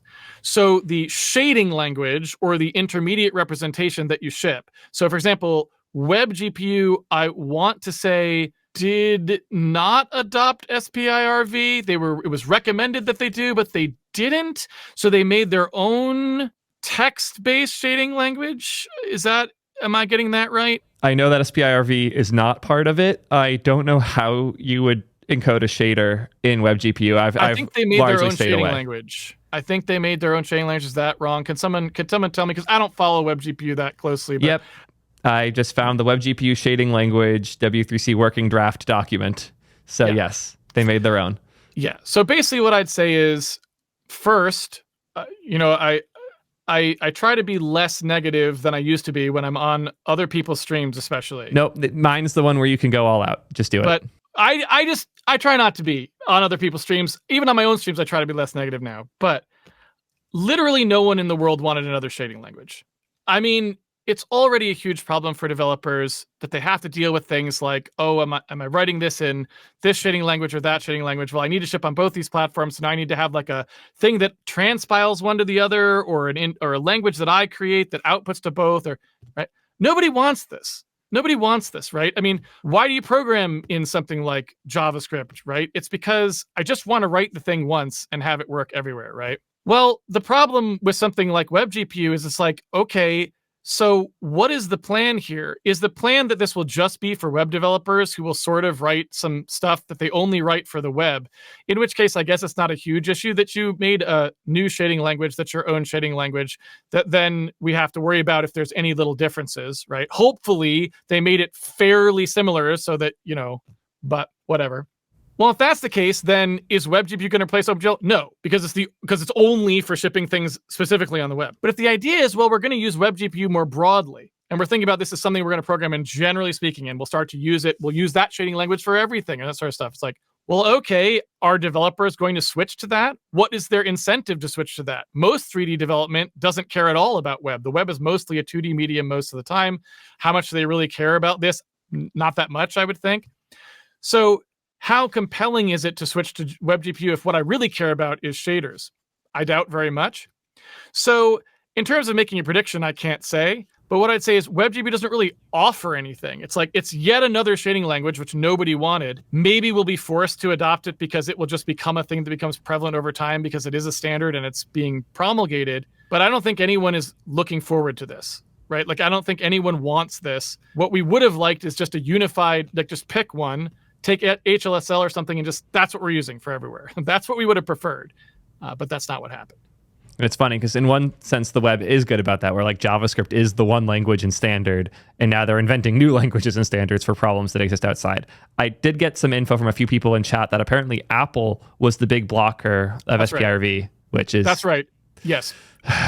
Apple continues to hold back the web. Ugh. Apple absolutely ruined WebGPU because the initial recommendations was to take something standard like SPIRV so that you could just use your standard compilation path that you're using on something like Vulkan, and you could just ship those same shaders, right? And oh no, Apple had to come in, and this is not speculation. I was curious about it, so I literally read the meeting minutes, and you can watch the Apple representative say, we're not doing that. Yep, I've been there a lot of times with Apple Web Standard stuff, so not surprised, but ow. Yeah. Good context. I really wish they hadn't done that, and that it really sucks. Mm-hmm. Yeah. Last question that I'm particularly excited about, with all the changes going on with like everything from politics to leadership to manufacturing, how do you feel Intel stands now compared to TSMC? Are they catching up? Are they still falling behind? And do you see a future that you're excited about there at all? My opinion of what Pat Gelsinger was doing was that he was kind of doing the right stuff, more or less. And, I don't really know that much about running a Fortune 500 company, right? So I don't know, but he has an engineering background. He focused on trying to get the fabs back on track, which is a huge issue. And it just, the capital expenditures for stuff like that are astronomical. I mean, they're things that you and I can't really comprehend trying to manage, right? Like, I've never had to worry about deploying $20 billion efficiently on a yearly basis to build physical stuff, right? Physical stuff that you won't see any results from for at least 5 years, probably longer too, which is crazy. It's like investing in that level is unfathomable to me. I've heard it said that fabricating CPUs at scale like this is one of the hardest things that humans have ever done, and it is generally true. Like, it is almost impossible to do these things at speed like they are doing them. And when you read about the process and the weird things about, like, hitting tin atoms with lasers at multiple times, the same droplet, like multiple times to scatter like light that you can't reflect off a mirror because it's too small, the wavelength, and so it has to go through this special. You're just like, you just read it and it just sounds completely fictitious. Like, the whole process just sounds fictitious. And so from an external observer who really doesn't have any inside knowledge, I thought that Pat Gelsinger seemed to be doing the best he could have done given the bad situation that he had. And I don't know whether he would have succeeded, but I don't know what else he would have done. sort of having him get pushed out and then switching to like, I want to say the people they put in charge were like a CFO and a marketing person or something like that. Like it was not, I don't remember who it was. That sounds to me like, I mean, maybe Intel's just done. I don't know. Cause like this is an engineering problem they're solving. Marketing, you can't market anything if you don't have a leading edge foundry. Like there's nothing to market. And if they got rid of the foundry and just manufactured everything on TSMC going forward, what's Intel's value add? They don't design super more competitive microarchitectures than AMD. In fact, they seem kind of not as good currently at that. So what's the value add if they're not a foundry? I don't know what it is. So I would say, if anything, I'm much more nervous now than I was. How do you feel about it? I don't know. My gut feeling is we don't know until the fabs spin up and we actually see the results of the new investments there. Like it either will go really well or it won't at all, and it's impossible to know. The two architecture companies that have their shit together are AMD and Apple, and Apple has no interest in selling their chips. God, imagine a Nintendo Switch powered by an Apple chip. It's a dream I've had for a long time. I'm still pissed Apple didn't buy Nintendo. That would have been better for basically everyone involved. But all of that aside, Intel doesn't have an advantage without the fabs going well. And I cannot see them being successful unless those investments turn out to be really, really good. The best bet they have is that tariffs are going to screw over all the people in manufacturing with TSMC, and they might get an edge out of that. But like the GPU experiment has largely failed. It's heartbreaking. I was really hoping it would go better than it did, but it largely failed. And I don't think they have another edge unless they pull off fabs. Well, yeah, I mean, I think that sounds like you're kind of in line with me with what I said then, yes. Right? Like the fabs were very important. And I mean, I guess, how do you feel about the leadership change though? Because like it seems like the leadership change, if anything, is de-emphasizing the fab part, which is what was making me nervous. I have so little understanding of the old and new leadership that I can't make a meaningful comment there. Yeah, okay. I have purely operated on like the products coming out and the plans that I have heard, not like the specific decisions or thought process of the like CEO there, which is unusual for me because I know a lot about Sue over at AMD, but I just don't know anything about what Pat's done. Yeah, I mean, and we have pretty limited insight into that anyway, right? If you're not there, you know. Sue just got Times Person of the Year, I saw. And she deserves that. I mean, if you look at Lisa Sue's track record at AMD, I mean, it's kind of spectacular. Like I'm at 250% up on my AMD investment right now. I'm very happy with that one. I haven't bought an AMD chip for 11 years, but every time I buy an Intel chip, I'd put the same amount of money into AMD stock, and it has worked out very well for me. As a programmer, I absolutely love Zen 4, and I have a Zen 5 now, but I haven't really taken a spin on it at all. It's on a kind of separate machine. I change dev machines pretty slowly, so I haven't, but they are just fantastic to work with. I love them. And so and you just look at the track record of the decision making there. It's been really, really spectacular. Deciding to go all in on chiplets and Infinity Fabric, deciding to use an external fab, like all these things. And I want to say that most of those decisions, if not all of them, were decisions that got made under Lisa Su. And so I guess you could argue that maybe the AI GPU side hasn't gone as well for them. But I mean, they came into this not having the kind of resources that someone like NVIDIA or Intel had. They were starting from a very underdog position. And so even executing on one side of that, like even just executing as well as they have on CPU, is remarkable, and very few people probably could have done it. So I feel like I didn't know she had gotten Person of the Year, but she deserves it. She's easily one of the best CEOs in the hardware business, full stop. And that probably just means one of the best CEOs, period, because the hardware business is the hardest business. You can't really, I mean, there's like SpaceX or something would be the other things you might think of that are that way, right? But it's like, this is the hardest business. Even to go further, they're like winning one vertical of CPUs, like the way that they won like APUs with game consoles, or the way that they won low power with things like the Steam Deck and handhelds. Like any one of those wins would be monumental. The fact that they've fully pulled over CPU are like investment to their side. Like server farms aren't picking Intel right now. That's unbelievable. And that is the most important market segment for those vendors. Like they want data center the most because it's the highest margin, right? And so the fact that they are able, like this year, I would imagine that build outs of data centers are largely AMD. I mean, they have the better chips, and their chips, Intel's chips, are not anticipated to be competitive next year on data center. So, it's really pretty remarkable. And I don't know how they did it, but whatever she's doing, she should keep doing it. Yeah, I lied. I actually do have 2 more questions. Hopefully, one should be quick. One I would like to be quick, but I know it won't, and that's fine. Okay. And if you have to run, that's totally fine too. No pressure at all. But no, it's totally fine. Awesome. So the first one, I saw this a while back. I can't find the person who shared it that I thought was really good. What are the current bottlenecks for processors, and do you see that changing going forward? Like, what are the things slowing down our chips today? Programmers, full stop. It's the programmers are the bottlenecks, and you can really see this in the chip designs that we have. So the problem with the current model of programming, especially on the CPU side, is that we sit down and we write down a linear series of events, and most programmers spend almost all their time like doing that. They're like, I'm going to add these 2 things together. I'm going to look at this thing. I'm going to look this up in a hash table. I'm going to do this if statement. This, then this, then this, then this, then this, then this. Giant serial dependency chains of things that have to happen. And we long ago hit the limit for how fast we could execute serial dependency chains just straightforwardly. So all of those things that I showed on that CPU architecture diagram, why am I decoding so many instructions in parallel? Why am I doing all these things from this instruction stream, executing them speculatively? Why does the branch have to guess, right? All of that stuff is because they're trying to mine parallelism out of some thing that you said had to happen in order.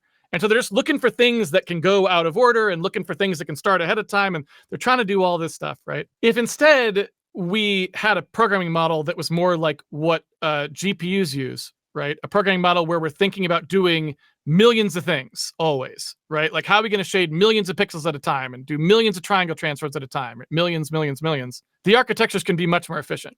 You ask yourself, why is a GPU different than a CPU? What like, is NVIDIA just better at making stuff? Like, they're just that much smarter than Intel and AMD when they make CPUs. So when they make a 4090, it's just that much better. It's like, no, it's because they are able to just concentrate on parallel execution, right? Because the thing they're being fed is inherently parallel. You take AMD itself. Why does it's the same company, right? Like, say AMD, why can their GPUs do so much more rendering than the CPU could have done by itself? Again, it's phrased as a perfectly parallel problem. They can architect hardware to just do it perfectly parallel, right? Mm-hmm. And I'm glossing over a bunch of stuff there, but there's also like memory stuff, and there's other reasons. So I don't want to make it sound too simple, but at the core, that's sort of what it looks like. And for tasks that are complex enough, we just have to go that way. Like things like training AI models. Like if you don't do it in parallel, you're not doing it at all. We'll never finish, right? We'll never finish. Yes. And so when we look at something like a CPU and we say, what is the bottleneck right now in terms of why it can't run faster for whatever the thing is we're looking at, it's programming. We could trivially have made it run much faster if we were programming it fundamentally differently, right? And so usually we are the weakest link. And what we're seeing when we see these CPUs that post what we consider to be impressive gains, there was a 15% or even a 20% generational uplift in performance between this CPU and that CPU or whatever.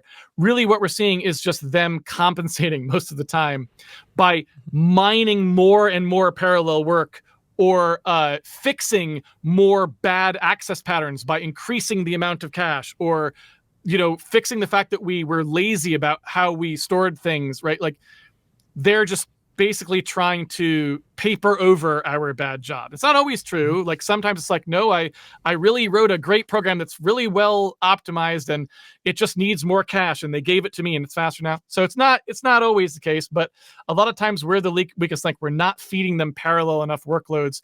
And so the biggest thing that could improve is our programming model. If we take that out, which is a pithy answer, then it's like, what's the bottleneck? I mean, you'd really have to ask a hardware engineer. A lot of times it's just how much do you want to spend for the CPU? They can always add more of those ALUs, more schedulers, more decode units. That's what you saw when the M series came out. They decided to do a really beefy everything, and it performs better. So The bottlenecks are really just adding more of those things, adding more decoders, adding more execution units, adding bigger execution windows, all that sort of stuff. And that's also why we care about things like improving the process technology, like the shrinking dies and that sort of. The more you can fit on there, the more it can do in parallel. So we need to put JavaScript V8 engine onto processors going forward, is what I'm hearing. No, just bake it in. We need to stop programming in JavaScript. Might be a start, but it's not going to happen. So, hey, what if we just compile that to assembly? Then everyone wins. Well, what you could do, again, like I said before, if the programming model of JavaScript are different. So fundamentally what happened was the programmer writes down this thing that's going to like how batches, everything is batches. I'm going to do thinking in terms of hundreds or thousands of things at once always, instead of one at a time, right? If you had a programming model that was more batch oriented like that, then yeah, it wouldn't matter that it was in JavaScript, because the V8 engine would know, oh, this is all batched. I can make all of these things be done wide and on SIMD units and across many threads at once and all this stuff, right? And all of a sudden, things become a lot easier, right? And so you could imagine a future JavaScript written with shader mentality, and that could be something, right? Yeah. I will say JS has some of the better, like, baked in concurrency. If you eat the fact that it is like everything is done like synchronously on the main thread, the fact that the async model allows you to put tasks on the queue that are running in the background as you keep chewing through the synchronous work is really powerful and allows you to do a lot more in a single thread than other languages by default allow without diving into like parallelism. The fact that like I can have an application where thousands of users are going to it and all of those requests are IO bound on a database request, and I can process all of those thousands of requests at the same time, even if the actual process of generating the response is done is done fully synchronously on the main thread. Pulling out all of that work is really beneficial, and there could absolutely be a model in the future where more and more of that work is broken out that way. The workers model that we have in JavaScript is fucking garbage. I hate it so much. I've worked so hard to make cool things with it. Like I did a video recently. I made the fastest server render JavaScript framework. It's like 10 times faster than anything else. And it's entirely based around hacks of the parallelism that we have using workers. And it is not fun. Well, yeah, I mean, like I said, it can happen, right? Like you could imagine moving more and more in that direction, because there's nothing inherently stopping people from taking JavaScript and saying, what are the ways we could make this so that it can execute wide on like SIMD? What are the ways, right? And because it already does, it'll, the JITs will already take advantage of those things when they're available to the extent it can. It's just the programming model doesn't encourage the programmer to do things that will have that end result, right? There's also no way to share memory across threads other than crazy string manip bullshit right now. Okay, and that's being bad, fixed. right? Yeah. There's a proposal for shared structs that is really cool. I also did a video on that. I'm super, super excited because we could finally like have an object and have an unsafe like block that says we're accessing things here, build your own mutexes and whatnot. That will enable a lot of these fun things. But we have a ways to go till we're there, and we're still like generations away from what goes on in GPUs. I saw somebody said earlier, I want to find the exact quote, so it was really good. This is from Lucian Galaxy in chat. I got blown away when I realized I could process 4 million data points in 100 milliseconds without even breaking a 1% utilization on my GPU. And then I found out that 90% of the 100 milliseconds was my bad communication with the GPU. Yes. Yeah. I mean, computers are way faster than most people experience, right? Because there's just a tremendous amount of waste in there. And I mean, I don't know what to say. So the fact That's why I try to get people to know more about stuff like microarchitecture, because once you start to realize just how fast these things are and how much power they have, you realize just how underutilized it seems to be all the time. I'm going to be in so much pain going back after stream to work on my game that I'm building in JavaScript in the browser. It's going to hurt so much after this. Well, I mean, like I said, JavaScript V8, I think will do stuff with reasonable code gen if you drive it properly. So that maybe that's an excuse to go look at some of that stuff. I don't know what the easiest way is to see what the JavaScript JIT will produce for your code. Is there a nice tool that will show you that? I don't think Godbolt has that, but nope. And on top of that, doesn't immediately JIT the code. It has to decide that code is being hit enough that it's worth JITting in the first place. That's how JITs will often And they also usually have lazy optimization too. They might do like, oh, is this a important path? I'll optimize it more heavily or something like that. Okay. But yeah. Okay. Actual last question. This one I thought of just because of what's going on right now. Quantum compute. How you feeling about the recent stuff?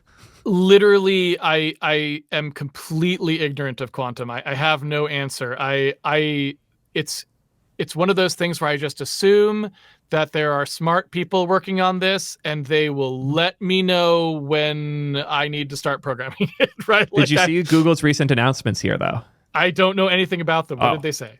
They have a chip working. I think it's called like Deep Freeze or something. It's going really well. The big thing they've been exploring is like error correction of like bad qubits, and they've learned that larger dies are actually easier to correct and identify bad nodes in, and they've been expanding their process to have way more nodes now because of that. And the results that like they have a much higher qubit count, and it's significantly less error prone, and they were able to crack an RSA key like really quick with it. How big was the key? I don't remember. Oh, okay. Yeah, I mean, unless it just falls apart at some point, it's going to be a weird day, because I mean, so many things are built on the assumption that you're not going to crack like elliptic curves. That, I mean, cryptocurrency is built on this, communications built on this. So assuming that they do, and everyone has to switch to quantum secure stuff, I don't know what's going to happen. Like it's not my area of expertise, but it's a bit scary, certainly, because I don't know who's going to do all that work, or how. I mean, I read occasionally DJ Bernstein stuff where he talks about, here's like quantum secure alternatives to some of the cryptography that we do, but it all sounds very expensive compared to what we're doing currently. So I don't know. Does anybody in chat have the specific challenge that Google completed? I heard about it, but I'm like, all the articles I'm clicking are paywalled, and I'm getting very annoyed. Okay. I hate how this info is being abstracted. As the web dev in the room, I'll take the L here. Where is it? I'm so curious. I know there was some specific challenge that like supposed to take many years to complete, like over 100 that they completed in like an hour. I can't try to remember the name of that challenge. God, what is it? The Ice Cube challenge, apparently. Oh, somebody found it. Okay, here's the page. It's quantumai.google is the URL with it. Okay. Yeah, of course, they're using their .google TLD for once. State of the art. Show us the actual challenge. Google. This is my problem with all the quantum stuff, is like they don't give me any actual info. It's just like they say all these things over and over. Yeah. I mean, like I said, since I don't really know anything about it, I just know like, okay, well, here's what theoretically a quantum computer would enable us to do. And I'm just like, well, I don't really want that. Because like so far, I'm just like, I don't know what we would do with this other than break all the current cryptography stuff. But I guess maybe there's other practical uses we would care about. Okay. We care about solving n-squared things. Yeah, I'm not excited for encryption to break. This already seems like, capable. Yeah, I don't know. It's like a state actor can break encryption is what I'm getting out of this. Not like this is way better for compute and going to change how we like write software. I found the number I was looking for. The random circuit sampling benchmark would take the fastest supercomputers up to 10 septillion years, and they did it in 5 minutes with their new quantum chip. I mean, well, it's cool anyway, right? I mean, it's cool that they're figuring out how to actually compute with quantum, because, I mean, for a long time, no one really knew if it would actually work in practice to do things faster. But I mean, it's pretty magical stuff. But again, I have no reaction other than it's pretty cool. I'm worried about what will happen to cryptography, because basically we will have to switch to post-quantum stuff, which will all be much slower. I don't know what like Bitcoin people have planned. I didn't even think about the impact on crypto. God. like, I don't know how many of those have a plan for how they will be quantum secure. I imagine some will have more of a problem than others. But since I haven't really ever looked at that, I don't know. Maybe they'll be just fine. Or maybe it'll be like, oh crap, Bitcoin's done. Yeah. I don't know. Ethereum has a plan for it. I did know that. Somebody called it out in chat. Okay. Nobody knows what Bitcoin's doing, because nobody ever knows what Bitcoin is doing. Fair enough. Although it's the most popular. I love Yeah. that. Like, no one knows what Bitcoin's going to do, but it's the most popular. God. Yeah. I think that's all I have for questions. Happy that I could finally find something you don't actually know that much about. Not that I'm any further along. I know literally zero about. So it's Yeah. So that's all I got. What do you want to shout out? What are the best places people can go to hear more from you and support you? Well, actually, I mean, you can just go to computerenhance.com. And that is where I put all of my learning materials. We have like free stuff up there, and then I also have like a paid thing. You can go if you like this sort of stuff. And yeah, it's been really popular, and that's been awesome. And so, yeah, it is literally all the stuff that we talked about on this stream, right? It's like, it's just talking about how you start with code and you look at how a microarchitecture runs it, and you learn kind of how that works, and then try to generalize that up and think about your daily coding choices, how you can sort of go like, oh, you know what? I can just be way more efficient now that I kind of know what's going on at the low level. So check it out. If you want, throw your email address in there. We'd love to have you. 38K subs on a Substack is absolutely insane. Congrats on that. That's huge. Also, the domain is so good. Computer Enhance. This is me photoshopped into that Blade Runner scene where he's like looking into it and it keeps zooming in, right? So yeah.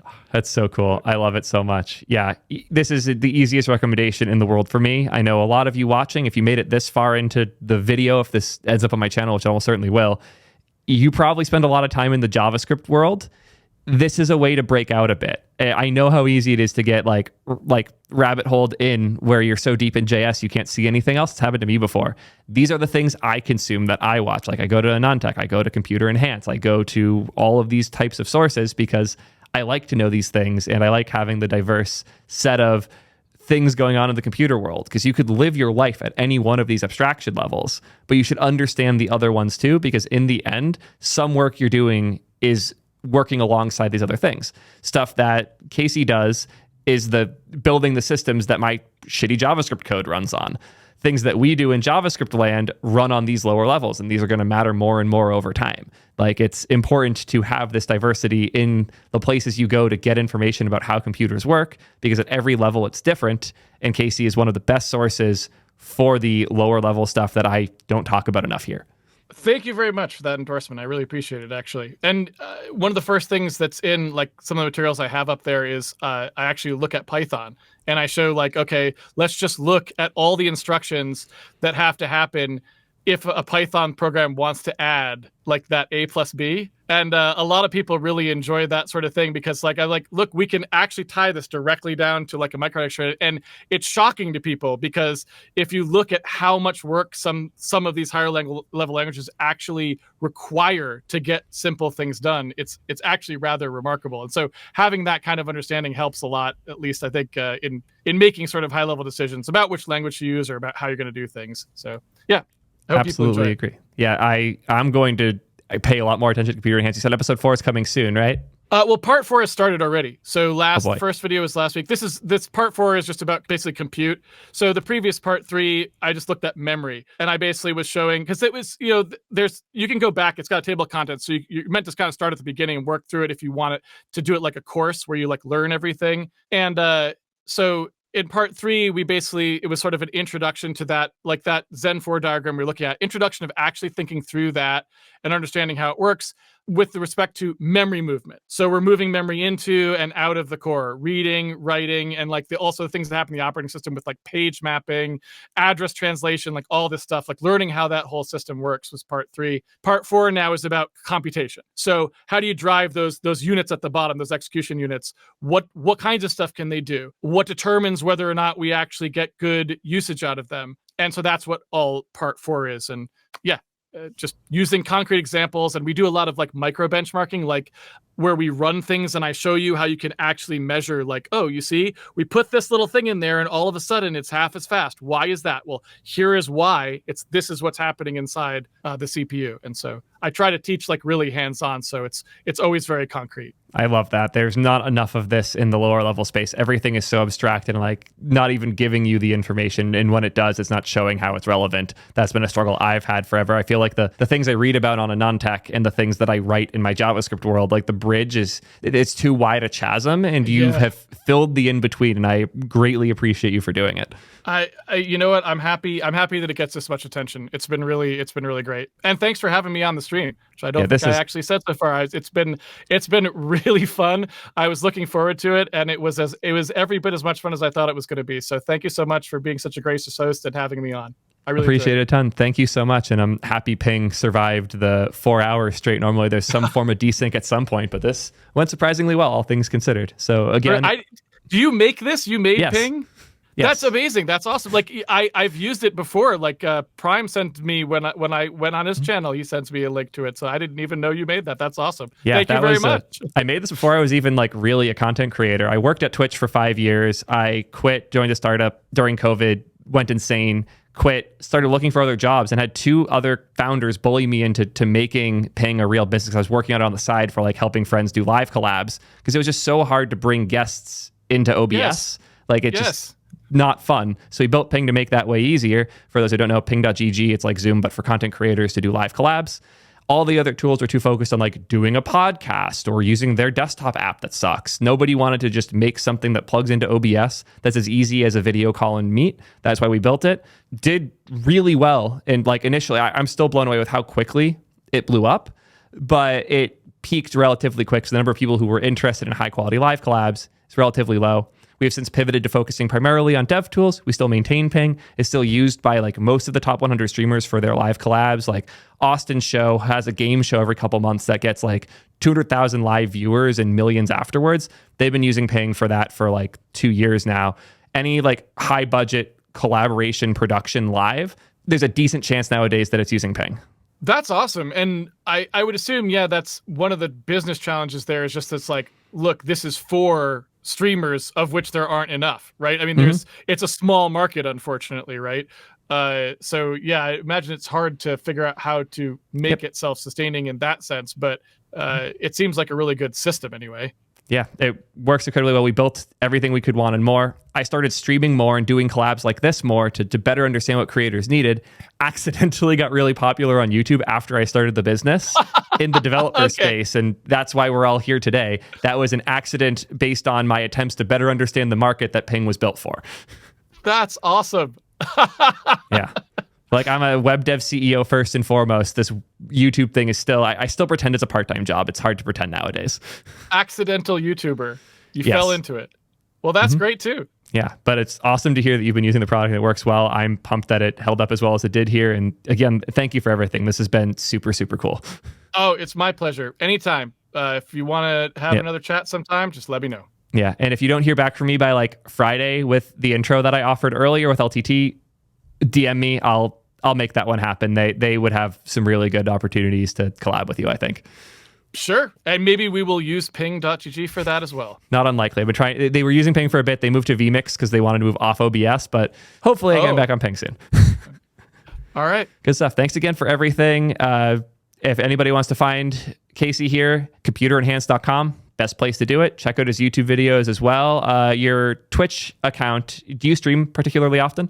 Almost never. Yeah, you can also find me on Twitter. I'm just Muratori on Twitter. Yeah, thanks again. Really appreciate it. Thank you. Have a good one. You as well. Peace.